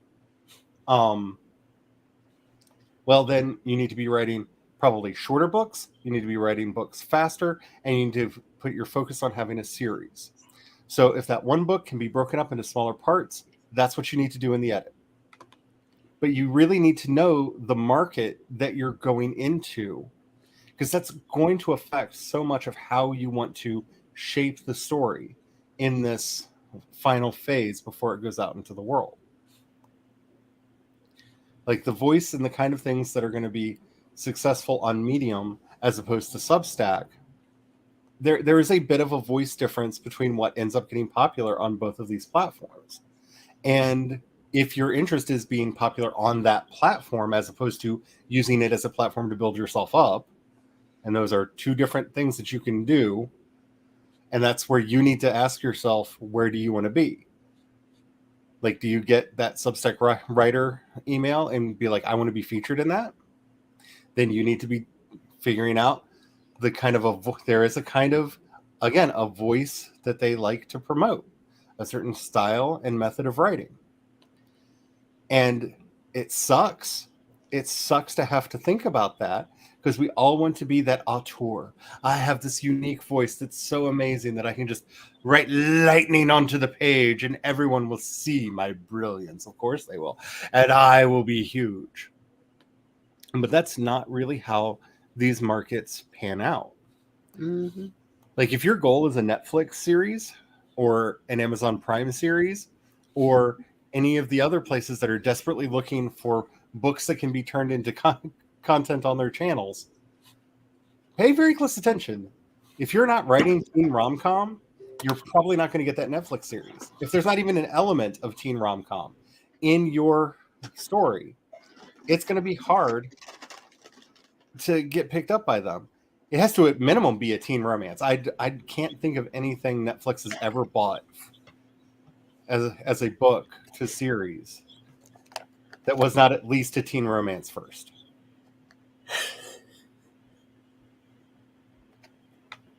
Because even if you try to bring up Bridgerton, she was what, 16, 17 in that story? Like, they don't bring it out a lot in the TV show, but yeah, they aged the main character up in the first season.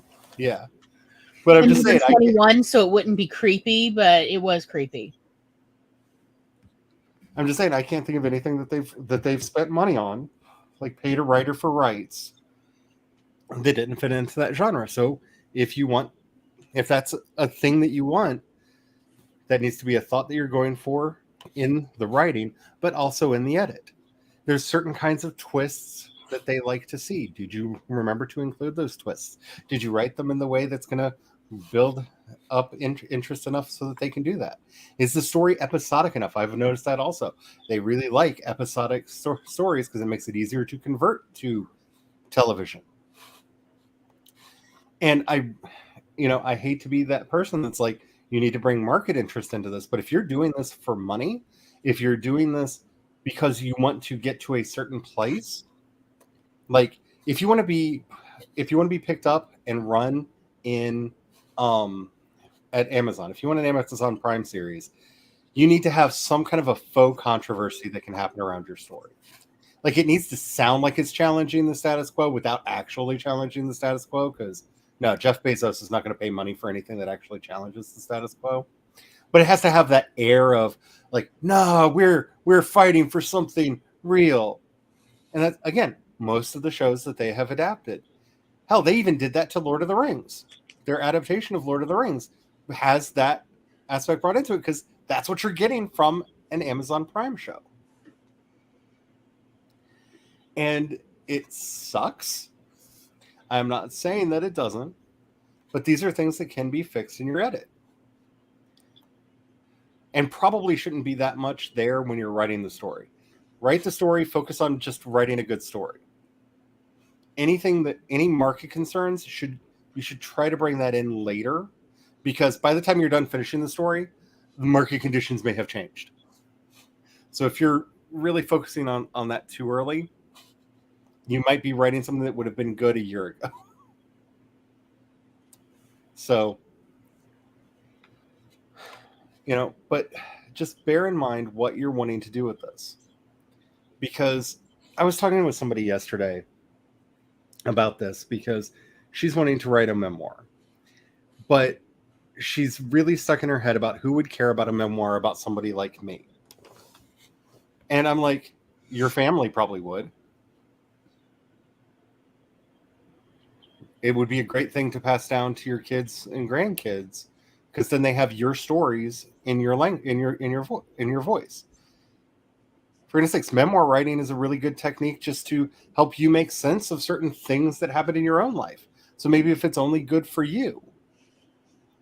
So understanding those motivations going in can be very important, but also understanding where that target is going is going to affect and sometimes destroy the product that you're working on. This is, I cannot remember the name of it. It will never stick in my head. That Billy Eichner romance movie that came out. Well, yeah. Bros. Buddy. Yeah, Bros. I was like, Buddies. Bros. Yeah, it's Bros. Yeah.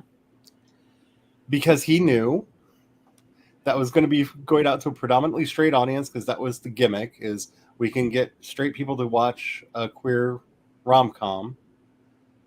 That anything that could have been queer about that story got melted out of it. Like, just siphoned out. And, well, Billy Eichner got to go on tour and be lambasted as a hero on a lot of cisgender straight press. Because he did it. All the queer people aren't paying attention to him anymore. But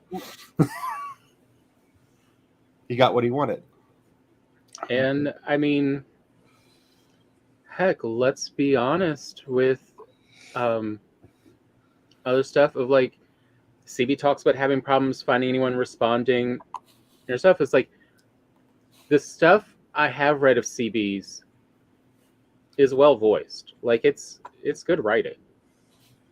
But the people who are really into Marvel movies at this point has reduced back down from its more wide general audience to it is back to teenage 20-something cishet boys who want power fantasies.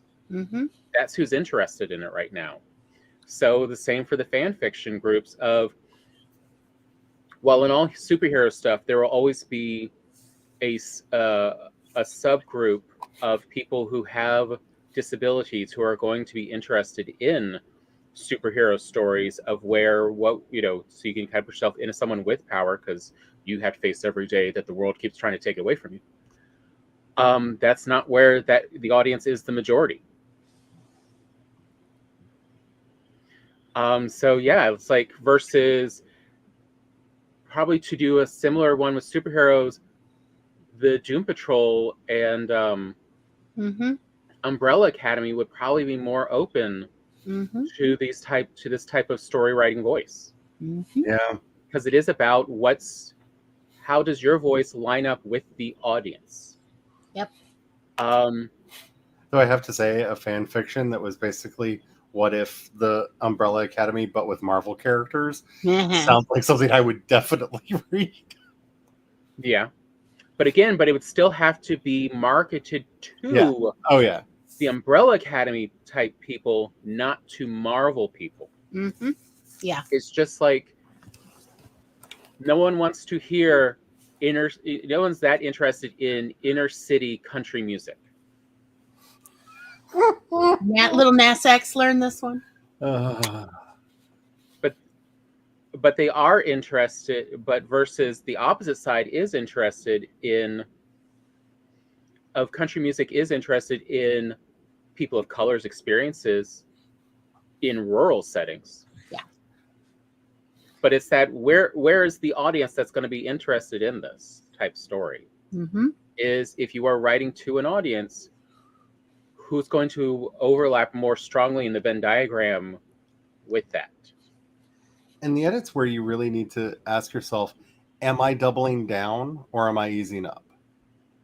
Because I feel this way with a lot of my fiction, and it is one of the eternal struggles of my fiction. Am I writing to a queer audience or to people that are okay with queer characters being in the story? Mm-hmm. Yeah. Because there's a different, I don't want to say voice, a different atmosphere, tone, different language almost that I would use if I'm writing to a more exclusively queer audience, which I have learned over time also includes straight cis women a lot of times for reasons that I do not want to unpack because I know what they are. And okay, you can just over there now. But this is a literal centuries-old tradition at this point, Charlie. Yeah. Oh yeah. But I mean, these are questions that you need to ask. And you just turn your main character female, and you're good. You can now make your monies. That's how you get Sex and the City. Yep. Mm-hmm. Because there's nothing wrong with being a niche writer. There's absolutely nothing wrong with being a niche writer. I think we have allowed ourselves to be poisoned with this idea that success means being this kind of mainstream, big, J.K. Rowling level, Stephen King level, Neil Gaiman level writer. And the reason I was throwing names out is because you can name all of the writers that have that level of success. There's that few. There's not that many. That's not really something to aspire towards. That's not really something to really make that stretch towards. So when you're asking yourself, are you doubling down on whatever it is? It could be you really want this to be some kind of hope punk utopian solar punk story that is, going to really appeal to a niche of a niche of a niche of a niche. If that's where your heart is, do it. Just don't fool yourself that you're going to be the one that magically makes that niche of a niche of a niche of a niche universally popular. I mean, it could happen. That's why I always add the Solstein's phrase of sometimes the elves come in with the ruby dust, because sometimes you don't know why a thing suddenly became popular, but know what you're doing going into it, and ask yourself those questions. Are you trying to go for a more mainstream audience? Are you trying to build that niche of a niche of a niche of a niche? And I look at like this divergence that happened in the 90s between the writing of, say, Anne Rice and Poppy Zebright, that were both writing very similar books for a period of time. And, it was the bad joke of, I'm going to read you a passage from this book and you're going to have to guess, is this Anne Rice or is this Poppy? Is it the Anne or Poppy? Anne or Poppy? Because they were writing very similar stuff. And Anne decided, I'm getting a little bit of popularity now. I'm going to go a little bit more mainstream. And you can watch as the Vampire Chronicles and the other books that she did do veer much more towards that mainstream audience. A lot of the very outlandish queerness of the earlier books kind of evaporates a bit and is not as in your face. Some of the rougher edges get really smoothed down. Whereas Poppy Zebright was like, I get it. If you don't know at least know somebody who has a full leather harness, you're probably not reading my books. I get it. Like, you either own one or are really good friends with somebody who owns one. And she went a different way. But that's knowing when you want to niche down into that audience. And a lot of that really does come down into at this point in the edit. Because once you have the basic story, that basic story could go a lot of different ways depending on how you build it out and put the finishing touches on. When I look at Spence's, I love this phrase. It's so hard to say without just like cracking, but Midwest Lovecraftian family drama. Like, I love this so much. I love the story. And I feel like it has the potential of doing the one thing that is both elusive, and I don't know if it's something we should ever seek after or not, because it feels like such a blessing curse. But I see a cult audience developing around this, like, oh my goodness, have you read this yet? Like, people are going to be passing this story around in back alleys going, hey, you like weird stuff? Want some weird stuff? I got some weird stuff for you right here. Have you seen this Midwestern Lovecraftian family drama? Like, I mean, although really at this point, the current zeitgeist phrasing would be Addams Family in the Rust Belt. Yep. Because if you would have told me back in the 90s that H.P. Lovecraft would be a word I could say, a name I could say, and a lot of people would know who I was talking about, I probably would have laughed at you. Most of the horror writers and readers that I knew at the time did not know who he was. He was not, like, he had very much a cult following and has had since his early stuff came out. That's how it survived, is they kept his stuff in print when it should have gone out of print. Yes, with the ARG. But I never would have guessed that something that niche, because, I mean, his brand of supernatural fiction is as niche as they can get. And yet, we have entire book series now that are fairly popular. We've had TV series, we've had movie series that have just built off of these ideas, and it's really become a thing. So niching down is not necessarily a problem, but it's something that you need to ask yourself, are you comfortable with the ramifications of it? Because if in your mind, you're not going to be satisfied with just developing a small fan base of people that are really devoted to the kind of fiction that you're doing, and you want to break wide, if that's really something that is important to you, it's in the edit that you make those decisions of, okay, maybe I should not double down on the tentacle monster in chapter 5. Maybe your book shouldn't have all of the magic furries as the main character. Push it back to chapter 8. It's fine. Yeah, because a lot of people, and I hate this about readership, will never make it that far. They'll read the first couple chapters, and they'll read the end of the book, and then they'll tell all of their friends they read the whole thing. Yep. Because that's what you're getting when you're getting into mainstream audiences. They read enough that they can prove to people that they've read the book, but generally not the whole book. Oh, Glory recently told me about, in a former life she had with someone she lived with, how they acted that they had read an entire book when they had just read the first 20 pages of this philosophy. And then I'm talking about Stoicism. Oh no. And then another family member, Philosophy Tubes video on Stoicism. Oh, yeah. Right? Yeah. And then I told about let us say in X. Let's just say in X. I've had many, so you can't figure out which one unless you know all of them. And Tom did not even actually know this about one of my exes who Tom knew.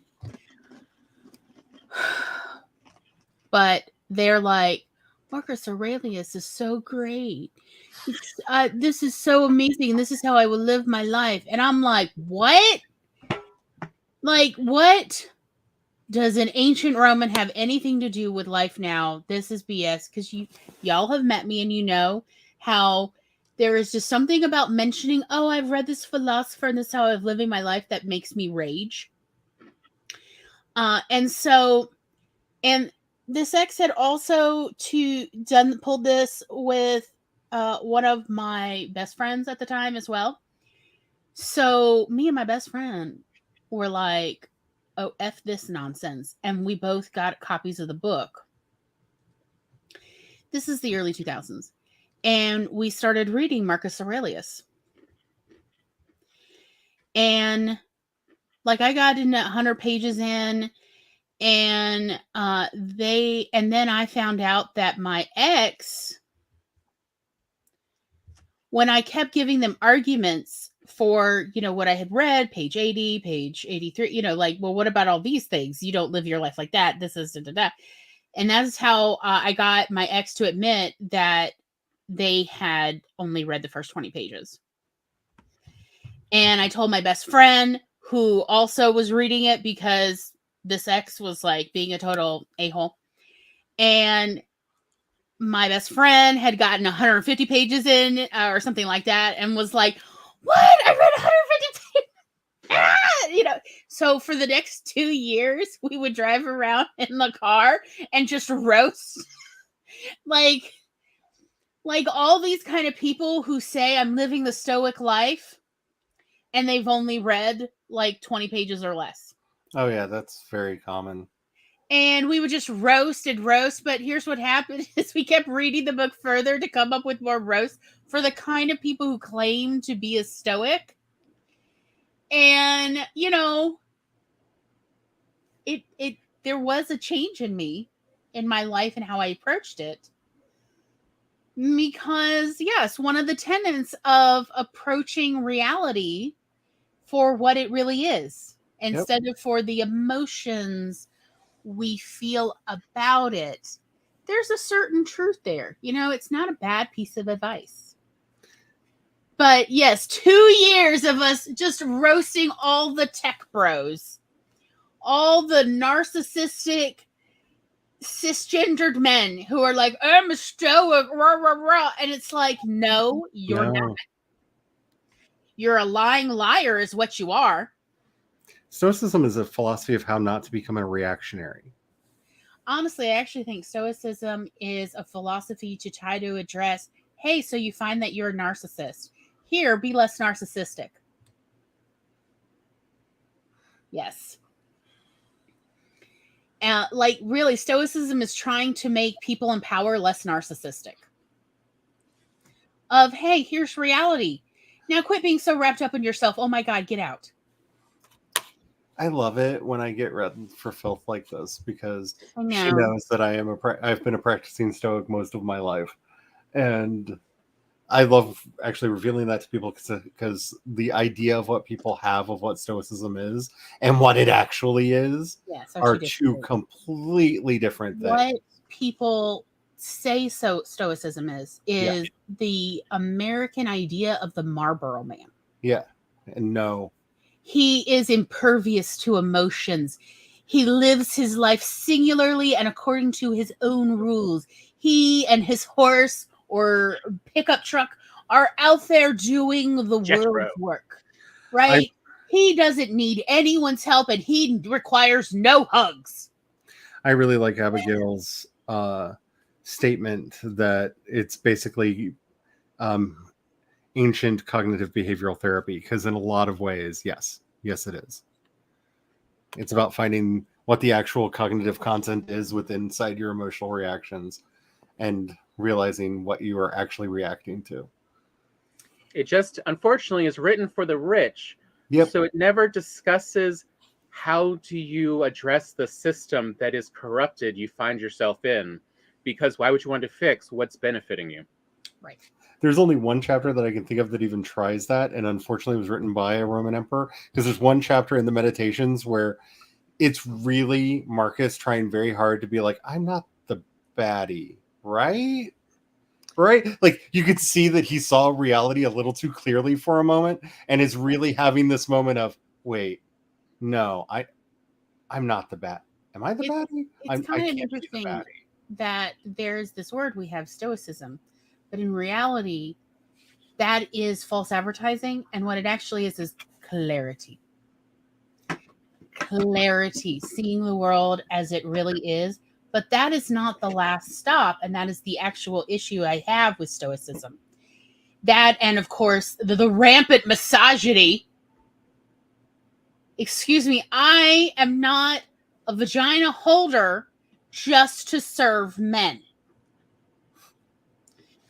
That I came with a different set of genitalia does not mean, oh, you know what your job is? Your job is to serve. Serve people in power, sure, but only serve. You don't ever get to be in charge, and you certainly don't get to be a leader. I feel like that goes back a lot to the issues we talked about in the last hour. Yes. Like, these are media literacy. Try to do better. But yeah, like ultimately what stoicism is trying to get at is clarity, to see the world as it really is. But then where it fails, because it is meant for wealthy people, is now that you see the world as it is, and it is ripe with injustices, now how do you start addressing it without necessarily destroying it so everybody curses your name? Like, how do you change it while still rebuilding it at the same time, so that you do not just make chaos? Because anybody can make chaos, but we want the, water to keep running. We want the food to keep showing up at the market, okay? So how do you address the injustice without destroying civilization as you know it? And there are ways to do it. Hi, could I introduce you to Judaism? But nevertheless, that is where I definitely get ragey about stoicism, that, and of course the misogyny, and also, oh, you're totally okay with slavery? Cool, not cool. So again, I did enjoy Abigail Thorne's addressing of stoicism. Now you're aware you're the villain. How do you stop that? Yeah, no, stoicism's no, but that's okay. Yeah, truly, stoicism is right there with philanthropy 2.0. It is still about keeping wealthy people in power. There is the inherent problem in the code. And you need to be aware of that. It's a nice idea. It's not the only idea, and it's not the last idea that's going to work. I say it comes back to, I finally only recently came up with an answer to the problem Gloria and I identified 15 years ago in revolution. The problem with almost every revolution, especially the kind that overthrows corrupt systems, is they then just go back and repeat the same freaking system because that's all they've known. And so it's so how do you overthrow and have a revolution without repeating the same mistakes? And the answer is because the revolution doesn't stop when you overthrow. That's the actual answer. The revolution never really stops. It's kind of like, I now that once I understood the actual definition, I've never understood why it's said as a negative of that is what real anarchy is. Of anarchy, of no institution gets to exist without being needful, and if it stops being needful, we don't need that institution, then we need a new institution. And so the wheel keeps spinning instead of going, nope, we flipped the wheel 180, we are now on top, it's fine. No, it's a wheel that will always want to spin, so you got to work with that spin. Lean into the spin. That is how you correct course, not stop the spin. So, because like if you stop the spin, you'll actually end up in the ditch. That's the problem. So yeah, like that is the real issue, is the revolution does not stop with the overthrow and the end of the revolution. That is not the end of the revolution. The revolution must continue and actually continue to address the inherent corruption that led to the big corruption and then led to the revolution.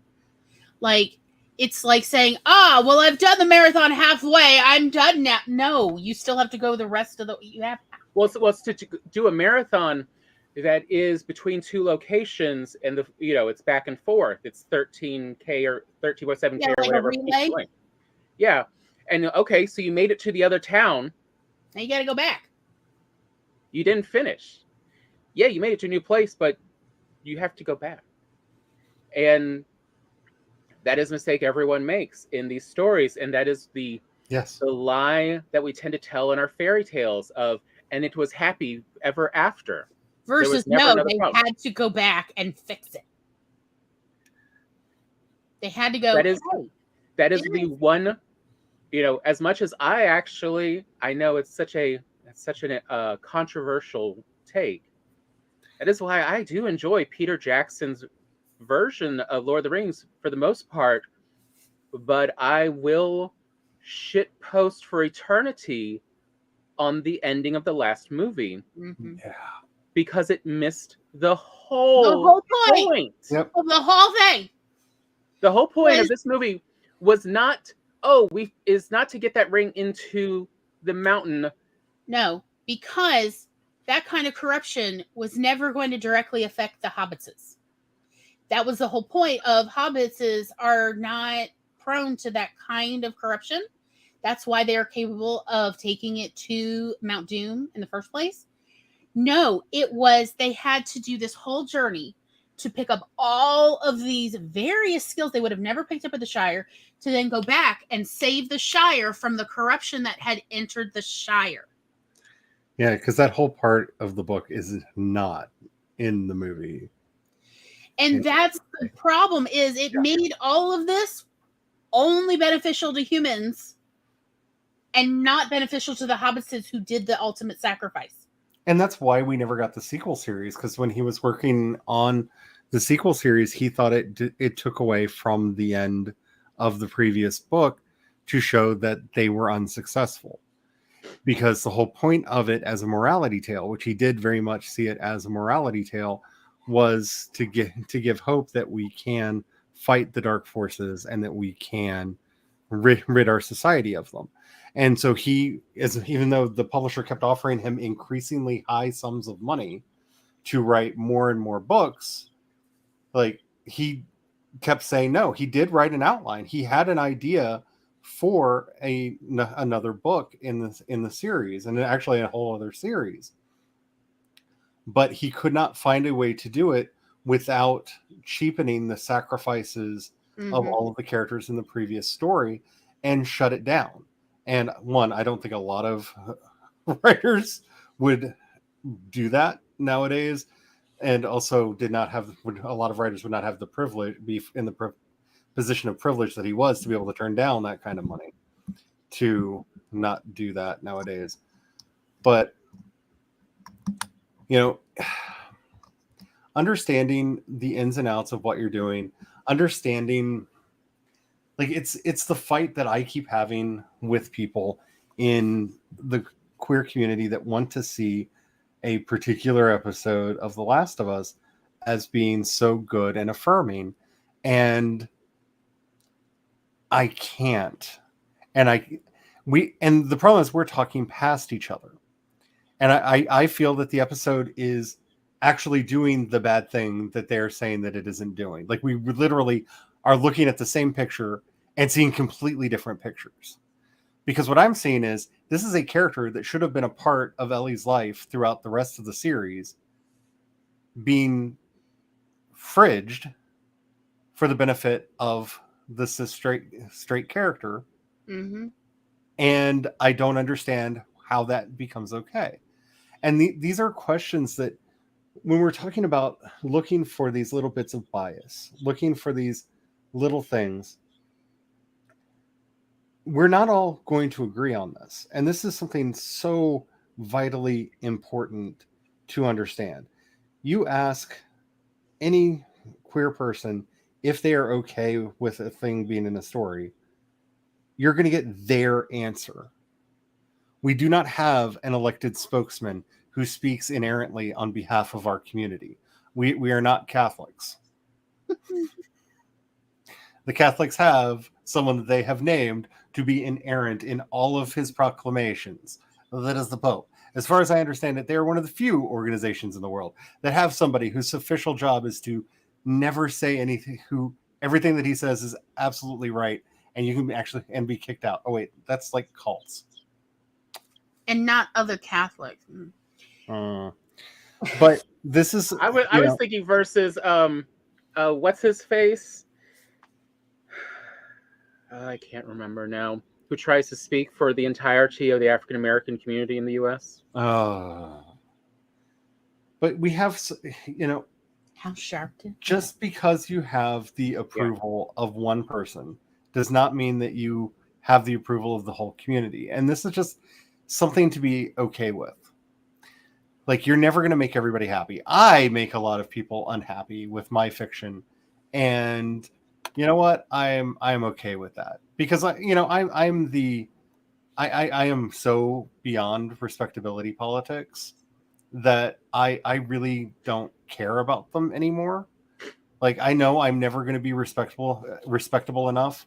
Like, for goodness sakes, I have been married for almost 3 decades now to the same man. I am a business owner who has been a pillar of the community for a long time. We do charity events regularly. Like, God, you're the middling sort, Charlie. I will never be respectable enough. You know what I'm saying? Like, on the checklist, right? Should I not have checked off the boxes, right?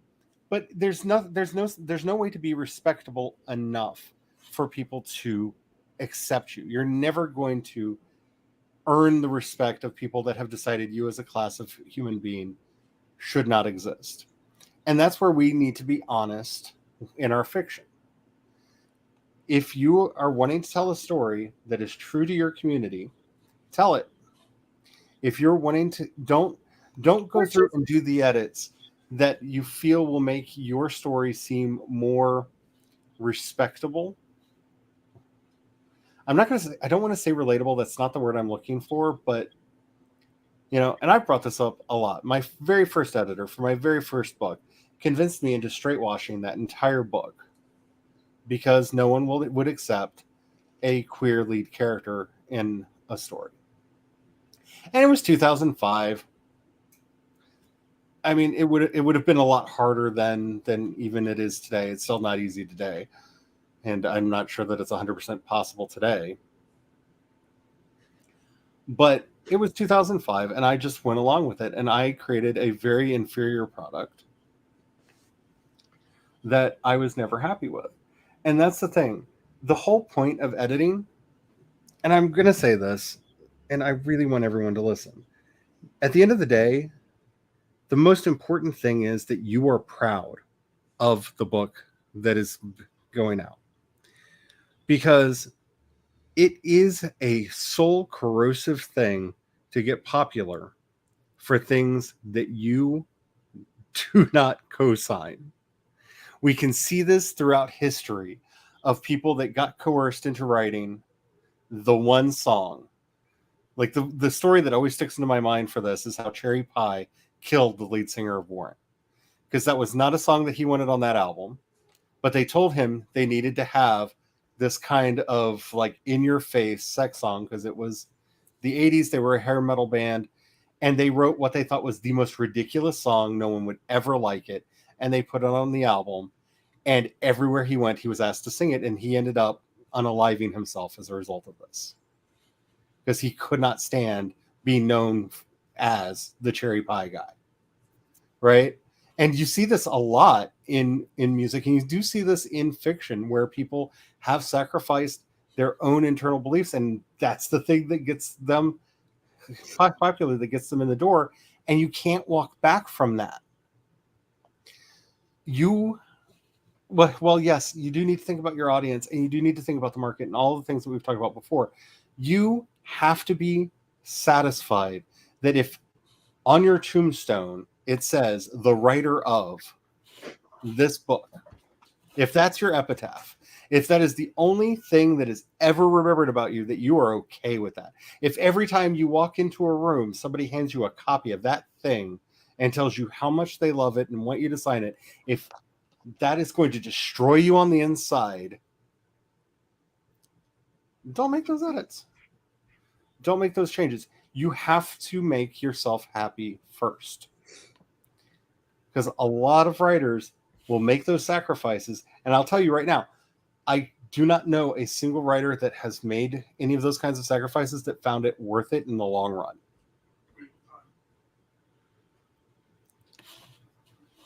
There are so many writers that then have to backtrack. They end up having to reboot their career anyway. They often have to abandon whatever pen name or sometimes even their real name to find a different name to write under, just to get out of the out from underneath the shadow of the thing that they did. Like, you need to be proud of your work. And that does not justify putting all of the bad things in there. Saying, no, it's my writing voice does not miraculously mean that every bad decision that you've made in the book makes it okay. It needs to be legible. I love you, James Joyce. I love your fiction so much, but Ulysses, why? Why did you do this? Like, I'm willing to go Finnegan's Wake with you. That book was a bit like over the line, but why, Ulysses? Why did you do this? Someone should have said no to you. Dr. Smith told me never put anything in print that you don't want on a billboard that your parents drive by twice a day. Because it'll come back and bite you. Not because you should not write things that, are controversial, but just things that you would feel fine defending to the people that you care the most of what they think of you. Which was very good advice. I mean, as she said, Gloria, you're taking my class, so I am now your legal representative. And I'm just here to tell you, don't put anything on a billboard that, you would not be proud that your parents would drive by. And so there's nothing with my name on it that I'm not willing to defend and die on that hill, which people were shocked about when they read various articles I wrote about sex and published in my student newspaper at the university. Oh, I can't believe you published that. Oh, she's got to be writing under a false name. Like, oh no, that's my real name. My mother gave it to me. And my mother is very proud of me. And if my father were alive, he would be proud of me too. Because everything I wrote was well researched. Everything was true. I did not write what I did not believe in. But yeah, I did write controversial things. I said controversial things in various other magazines. I wrote things that were controversial. Oh boy, did I drag people's metaphorical MAGA hat wearing uncles. And I'm like, no, I defend that because I have to deal with those kind of patrons every day at the library. You write what you believe in because you don't want to have to deal with the regret and shame monsters. There are certain things you'd be happy to change, and there are other things that you're like, I will die on this hill. I'm not changing it. You need to figure that out about yourself. What are the things that matter the most? I read an entire article about autoerotic asphyxiation. It had my name on it. My name was the byline. I got paid for it too, by the way. They gave me a check for $10 whole. I wrote about that. That exists somewhere forever. And should I ever become famous, I'm sure someone will dig out their copy of that article. I stand by what I wrote. I researched it. It was everything I had available at the time. It was actually a request. A reader wrote in and asked me to write an article about this subject. The editor, the executive editor, and my section editor were like, look, we don't know if you want to do this. And I'm like, oh no, let me put up my head. And I was actually student teacher at the time. I was literally teaching children. And they're like, we know this might be a little too awkward for you. I'm like, oh no, I'm fine with writing about this. I'm fine with reading this to my students, actually. If they have questions about it. Like, I mean, if they're not, I mean, they're young. But if they had questions about, I heard about this as a thing. Like, yeah, you could die. You need to know enough to not die. Because nobody should die just to get an orgasm. That's, Yeah, no. that defeats the purpose, right? That does. La petite mort. La petite. Right? The little. You're supposed Not to the little, not the big. The little death. But like, I thought this was important enough. Did I even get shit from the university president's daughter who was the director of my department at the university? No. She emailed me, said, I read it. Everybody keeps sending me your article to see if I've read it. I've read it.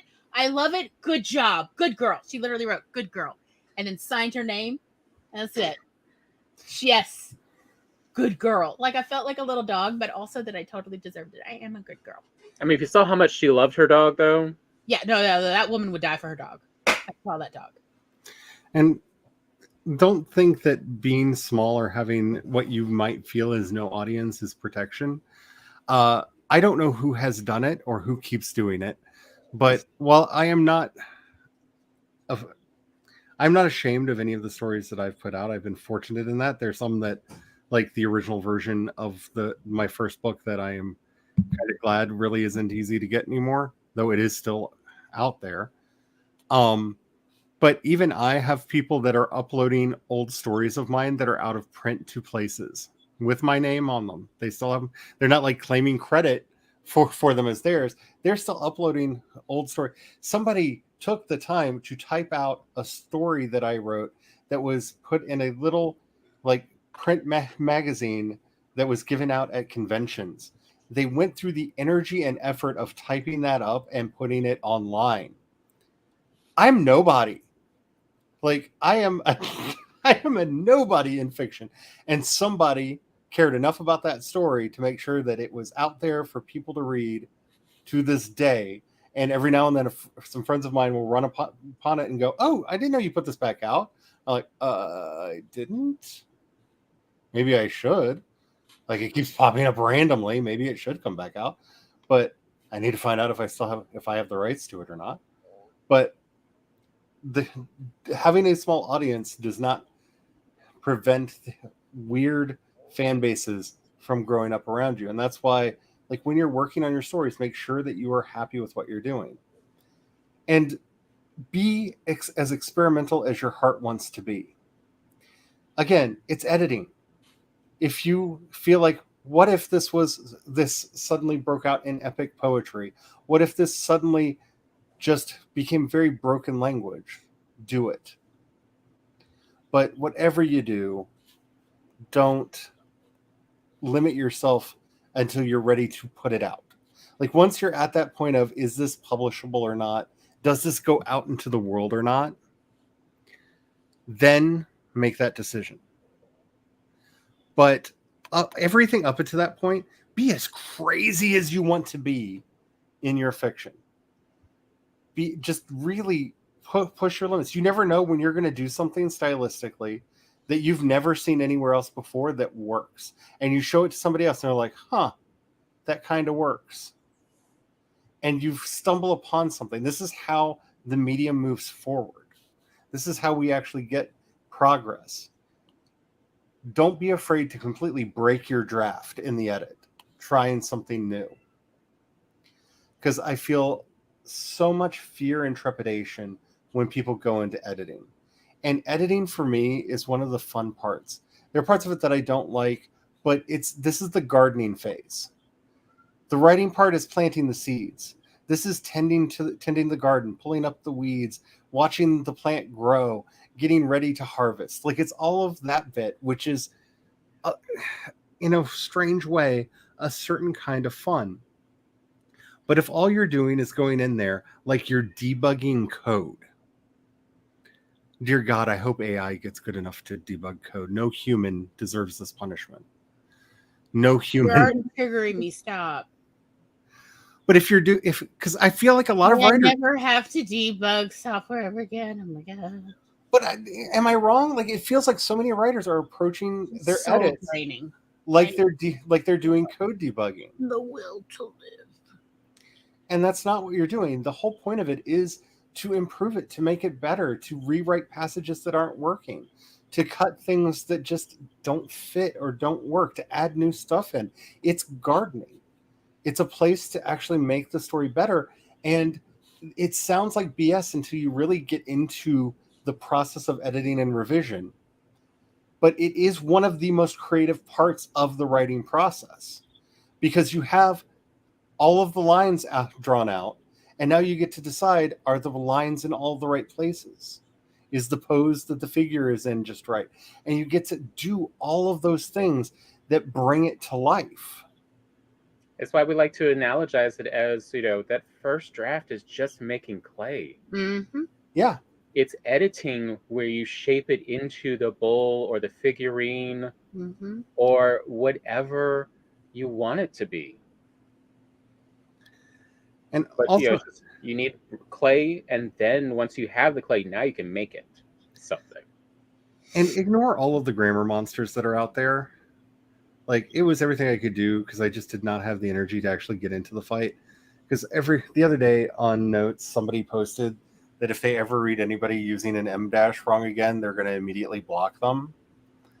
And there was part of me that initially thought that this was just a frustrated editor just venting, until no, as the controversy spiraled around this, they double, tripled, and quadrupled down that you are not a real writer if you don't know how to use M dashes and N dashes and you use them correctly. Like, this is the line that they're going to draw in the sand. All real writers understand how M dashes and N dashes work and the difference betwixt the two, and fake writers do not. And it just kept rolling out of control. And I'm just sitting there like really wanting to just tear into this person and just yell and scream. But fortunately for them and the internet, I was sick. I had dislocated my shoulder. I was not feeling well. I had a lot of things going wrong in my body that day, and just watched on the sidelines as this rolling tumbleweed of mess just kept rolling by every time I refreshed the page, as people are fighting over whether or not your qualification to exist as a writer is over whether or not you know the difference between an M dash and an N dash. No, some people are monsters. Some people are just monsters. It's what the M dash is for. Oh, God. Okay. So you can recognize the monster. That's what it stands for. Just say the thing, because I took the courses in grammar that were supposedly some of the hardest courses at my university. Like, yeah. Here it goes. The point of grammar is clarity. That's it. That's all grammar is actually for, is mutual clarity. That's why we capitalize. That's why we put periods in, or commas, or dashes, or semicolons and colons. All of that is for clarity reasons. So if it's not helping the clarity, then you don't do it, or you don't worry with it. And that is why grammar is part of our living language rather than, say, something set in stone that doesn't change. That's why every couple years, every grammar group has to come out with a new edition, because the rules of grammar keep evolving, because real human beings are using this living language, and they are using various grammatical points differently. The only point that grammar has is for clarity of communication. So if it's not clear, or if it's not helping communicate better or clearly, or to illustrate your point exactly, then it is not working. And so that is why people stop, say, for instance, I've noticed young people don't use commas anymore. They hate commas. The commas are confusing to them or whatever. And while I grew up with boomers and their parents who are all like, let's comma the world. Oh my God, seriously. Older people with commas. Good Lord. Why do we need 20 commas on one page, y'all? That's a lot of commas. But that's always the note I get, is I'm not using enough commas. And the one time I actually used as many commas as I was supposed to, according to how I was taught, which was on my GRE test, I got knocked off 20 points. And that was the last time I bothered trying to use commas. I mean, I can still use commas when I need to. I'm not against the existence of the Oxford comma. But 20 years later. I know. Tom has had to work on me for decades. But the point is simply, if it's not clear, if it doesn't help make something clear, then it is not useful. And that is the only point of grammar. So again, if you are able to write in your writing voice and your readers or your test readers are like, no, I didn't find that confusing at all, then do not sweat over, oh, but am I using the semicolon correctly? I don't know, but maybe throw it out. I mean, yes, there's probably 8 children who still know how to use a semicolon, but the rest don't. So at a certain point, throw it out. They don't know how to use it. They don't know what it means. They don't know the point it's supposed to make, because it literally exists for a reason. But if the reader doesn't understand what that reason is, all it's going to do is confuse them and take them out of your story, which is the last thing you as a writer want to do. So don't sweat it. And Look, all you really got to do, please, I'm saying this as a dyslexic, all you have to do is a period and capitalization of the first word in every sentence so that I, as a dyslexic, can understand what you were writing. That's all. Everything else is negotiable. And so I had to take like 3 extra lessons in my Expos writing class about how to responsibly use commas. Yeah. Again, the young people are not using commas. I don't know if they're just not teaching it in school. I don't know what's happening. But apparently they're all like allergic to commas. And at a certain point, let it go. Let it go. You can't hold the commas back anymore. Just let them go. Just let them go. Young people don't like them. They're confusing. They're distracting. Whatever it is, whatever the reason, let it go. Because I really do feel like so much of our issues with this goes back to our really broken educational system. And I think that's why people don't like editing, is they remember school. They remember schoolwork. And I'm going to let you know something right now. You're not going to get a grade. Mm-mm. That's not going to happen. I know a lot of people like to pretend that the star rating that their book gets is a grade. I've actually had somebody tell me my story got an A+ because they got a 5-star review. And I'm like, that's not what that means. That's not what it means. That is not what that means at all. And you need a therapy session. Like you need to sit down and unpack. You need to unpack some things. Oh my. But that's not what we're here for. We're not here to be graded. This is not about making some weird list of rules apply to your story. The only time that a weird list of rules has to apply to your story is if you're writing to a very specific trope that has very specific rules in it, and you will be burned alive at the stake for violating them. And y'all know the various tropes. I don't have to list them. We all know. There's not a whole lot of them. There's only a few that you have to do. Yeah. You're writing a romance, there better be happily ever after. And if not, you have to state it at the beginning and understand you will have a very fast reader drop off, because if they're reading romance, they want a happily ever after. Yep. You don't need a grade. You need a therapist. Amen. Yes. So, like, again, there's no need to sweat over these things. And the people who tell you need to sweat over it are frankly probably trying to sell you something, or at least trying to sell you shame so they can sell you something easier later next time. And don't buy into all of the hype that it's about looking professional.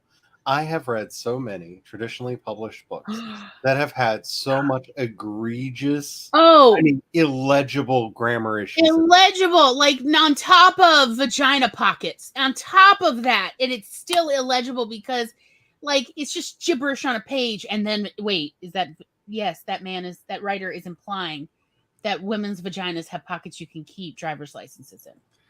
And I stopped buying physical books for several reasons. One, my eyes are really bad, and ebooks are a lot easier because I can change the font size. But the last 3 books I bought literally had errors in them where one of them, the book repeated halfway through. Oh, wow. It actually did not have the end of the book in it.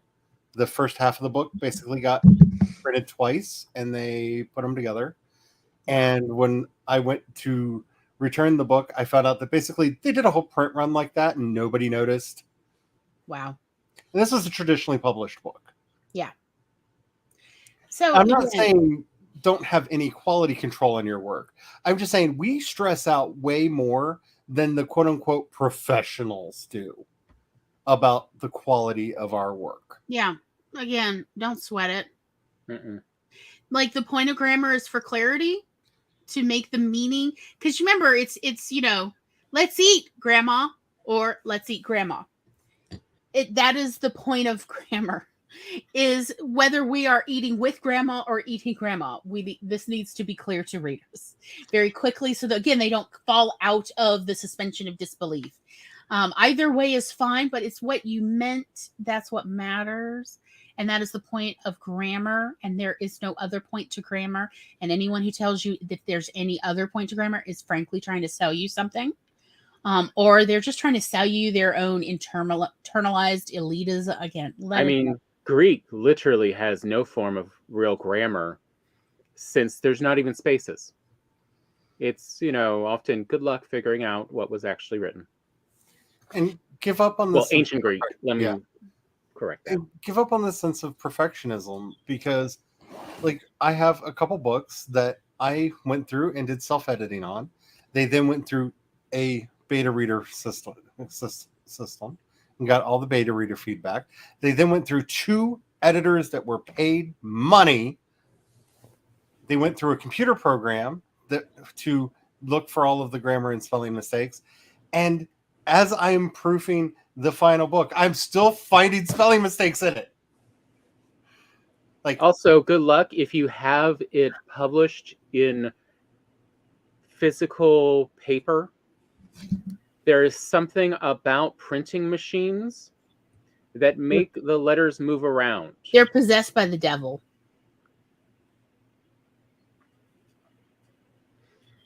Like, you're literally just sending in a straight digital copy. And we know several people, and there's several famous examples of people, that Amazon's just direct printing has still somehow messed up. In the print version of Shine Like Thunder, there's one sentence that there's nothing I can do.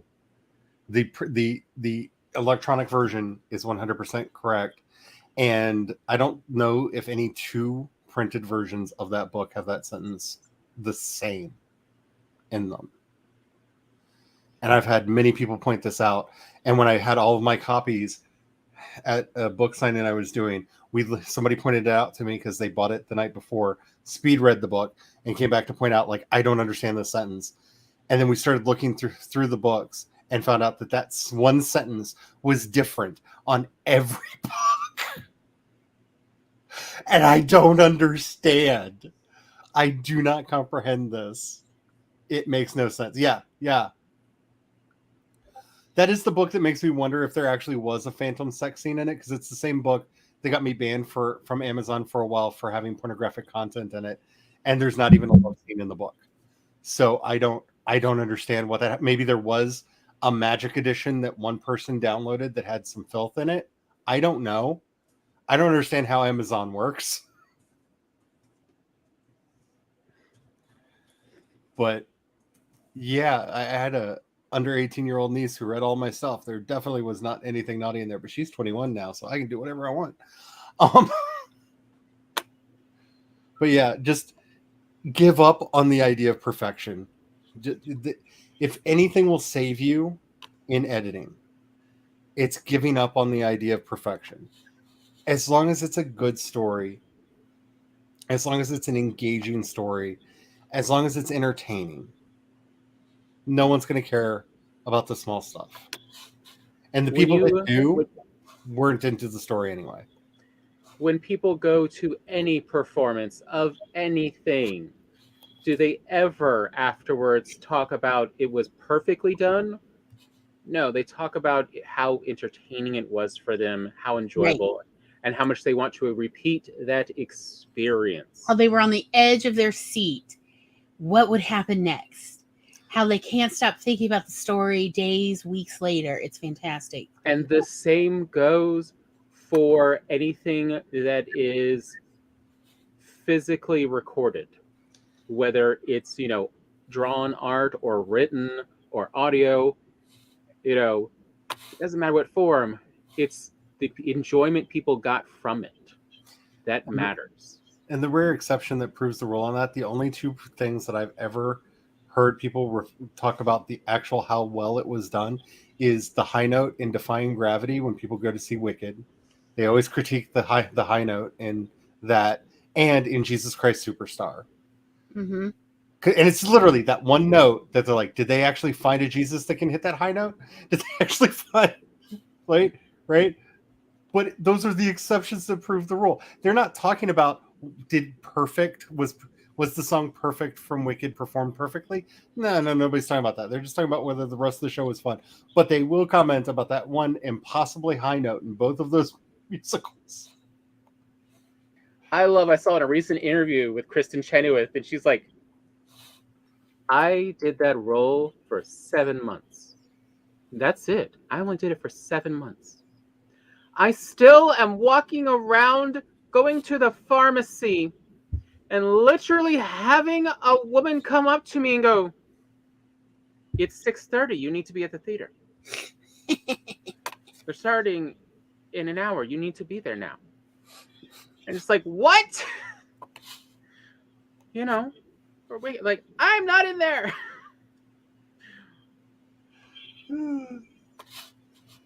People remember how it felt, not the exact reality. Yep.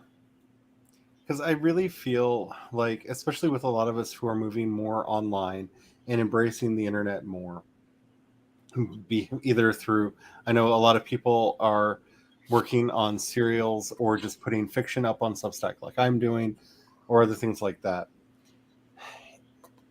In that kind of a game, it really is about reliability. When you tell somebody, I'm going to have a story for you every whatever, a big part of the trust relationship you're building with your audience is having that thing there when you told them that thing's going to be there. So learning how to get over your hangups is the biggest thing that you can do to get your editing done, to get that story out. Because once you have imposed an arbitrary deadline on yourself, and do remember, they are arbitrary deadlines. People will be somewhat lenient with you if you're a little bit late or what have you, but you have made a contract with your readership. Every so often, I am providing you with this, especially if you're doing it for money. So you need to get over these hangups that you have about what makes the story perfect, because the goal is you have to be entertaining. It has to be interesting. It doesn't matter what you're talking about. You could be talking about an important issue that's going on in the country right now in an essay. You got to be entertaining. If they're not willing to follow you through, it could be the most important thing going on in the world right now. But if you're not able to hold their attention all the way through, they're not going to find out what that important information is. So you need to find those systems that get you to that place where you can, like a machine, turn around and put the stuff out. Because the name of the game is shipping. If you're doing this for money, if you are doing this to build audience, if you have made a contract with your audience that I'm going to give you a new something every week, every 2 weeks, every month, whatever the deal is you're making with them, that's what you've set yourself up for. We don't have time, and trust me, I'm speaking as much to myself as I am to everybody in the audience. We don't have time to get all emotional and squishy about, is it perfect? Is it the absolute most perfect thing that you could ever do? While most of the work was already done for Raid before I decided to put it out, it was all written. It had gone through a vast editorial process before that. I was still going through, fixing things up, trying to get it exactly the way I wanted it to as it was going out. And there were chapters that I was just like, I want to hold on to it. I want to fix it more. I want to get it a little bit more this, a little bit less that, a little whatever. But I made a deal every Tuesday. I did that to myself. I have no one else to blame. I didn't say once a month or once every 2 weeks. I said every Tuesday, I'm giving you a chapter of this book. I did that to myself. And so I had to get to a place where I was just okay saying it's entertaining. I enjoyed it all the way through. Everyone that I've shown it to has enjoyed it. It's I have to let you go now and push it out of the nest. Because in that kind of a position, when you're doing it this way, it's all about deliverables. If you're going to put it out there, you have to be willing to just put it out. Just push it out the door, hope for the best, and start working on the next thing. There's no time to get emotional about it. And trust me, I'm one of the most overly emotional people in the world. Glory has had to deal with a lot of these feelings that I've talked with over the time that we've known each other. It's kind of amazing. But most people get done with my BS really early. Amazing. No idea how melodramatic I can be or how I got it from all the men on both sides of my family. But I mean, you just have to let it go. Is it perfection? No. Am I writing perfection? No. I know what I'm writing. I'm writing stories with magic furries and murder radishes in them. They are as fun and as entertaining as I hopefully can get them. But, I have to get them out the door. And that's going to be true when the next book starts up in a little bit. But that is really, I think that's one of the reasons we allow ourselves to get so melodramatic about editing. It's because the longer we edit, the longer we revise, the more we polish, the later that book goes out to other people, where our baby's going to be pilloried by all the opinions of those strangers outside. And you need to start looking at yourself and asking yourself, are you editing this for the 5,000th time just so other people won't read it? Or did it actually need that one more pass through? Because the goal for everything we're doing right now is shipping. Like if you're in this and trying to build a career, if you're not shipping, you're not building a career. That's Why'd you come for me like this? Look, I'm having a rough day. Me too. Tom, do you have any other final thoughts before we wrap up for the day?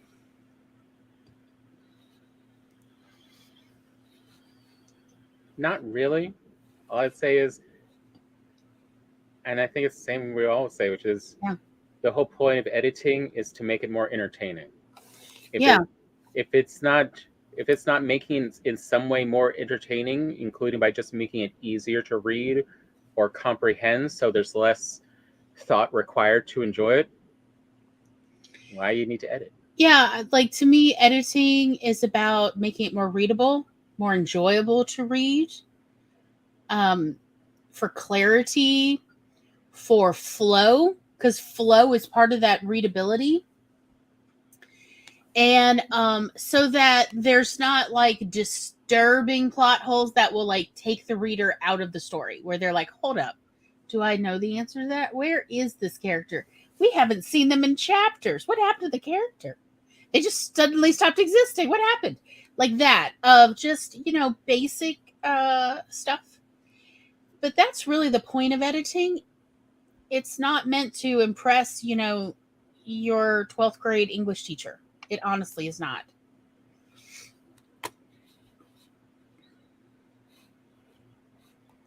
Hello, Eva. And, just like bedroom activities, if you ain't having fun, you're doing it wrong. Right. Exactly. Oh, yeah. Like when I'm in my editing process, Tom knows I maniacally giggle a lot. I'm really glad there's no witnesses. Because I'm giggling because I'm writing such, wildly inappropriate, absurd, over the top stuff. I'm insane. I am Victor von Frankenstein from a Universal monster movie. Oh, and because I am having a rough day and I entirely forgot to post this earlier, I would like to just put that link in there. JC Carpenter has a GoFundMe. I wish Laura were here. Because she just got evicted and she's staying at like a hotel, but she wasn't even able to get her clothes or anything before she was like forcibly thrown out. So there is that, and there is that link. Please do check it out as part of our community. People who are suffering unnecessarily from ridiculous and horrible landlords. The landlords. Yes.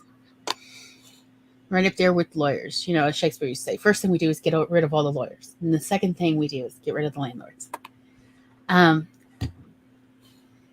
So I just wanted to share that. I meant to share it earlier, and it's been a rough day. Pain scrambles my brain. Agreed. Yes. Thank you. I have the vlog that went up today, the last 10-15 that tells a big story about it. Oh, good. Thank you. So with that, next week, what are we going to talk about? Charlie's got something in mind. Thank God. Somebody does.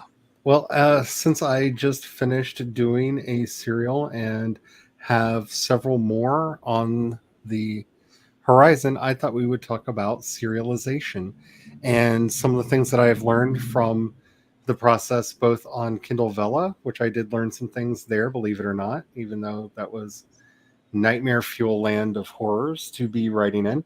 And I've learned some things from doing it on Substack. And I thought it would be really neat, especially since a lot of us are looking for different venues for fiction. Mm-hmm. And I know a lot of people are looking at doing serials on themselves, to just talk about some of the things that I've learned, some of the do's, don'ts, and stop caring about that no one else does. Is. I need a better term for that, but cool. That is what we'll talk about on Monday. It's going to be wild. Y'all should come by. And then in June, we'll be starting up the Awkward Sibling Hour again. So if you have any thoughts on subjects, be sure to get those to me, preferably in the next few days. If you've got any ideas. We do have one idea so far, which is you might be neurodivergent if. And it's everything, all these little things we've noticed. It doesn't guarantee you're neurodivergent, but it's definitely a, hey. We just thought it would be a fun one from just noticing patterns in the people around us and ourselves, of course, included. So anyhow, we will see you next week as I just wave everyone off into the sunset and say good night. Mwah, mwah, mwah. Bye. Oh, wave and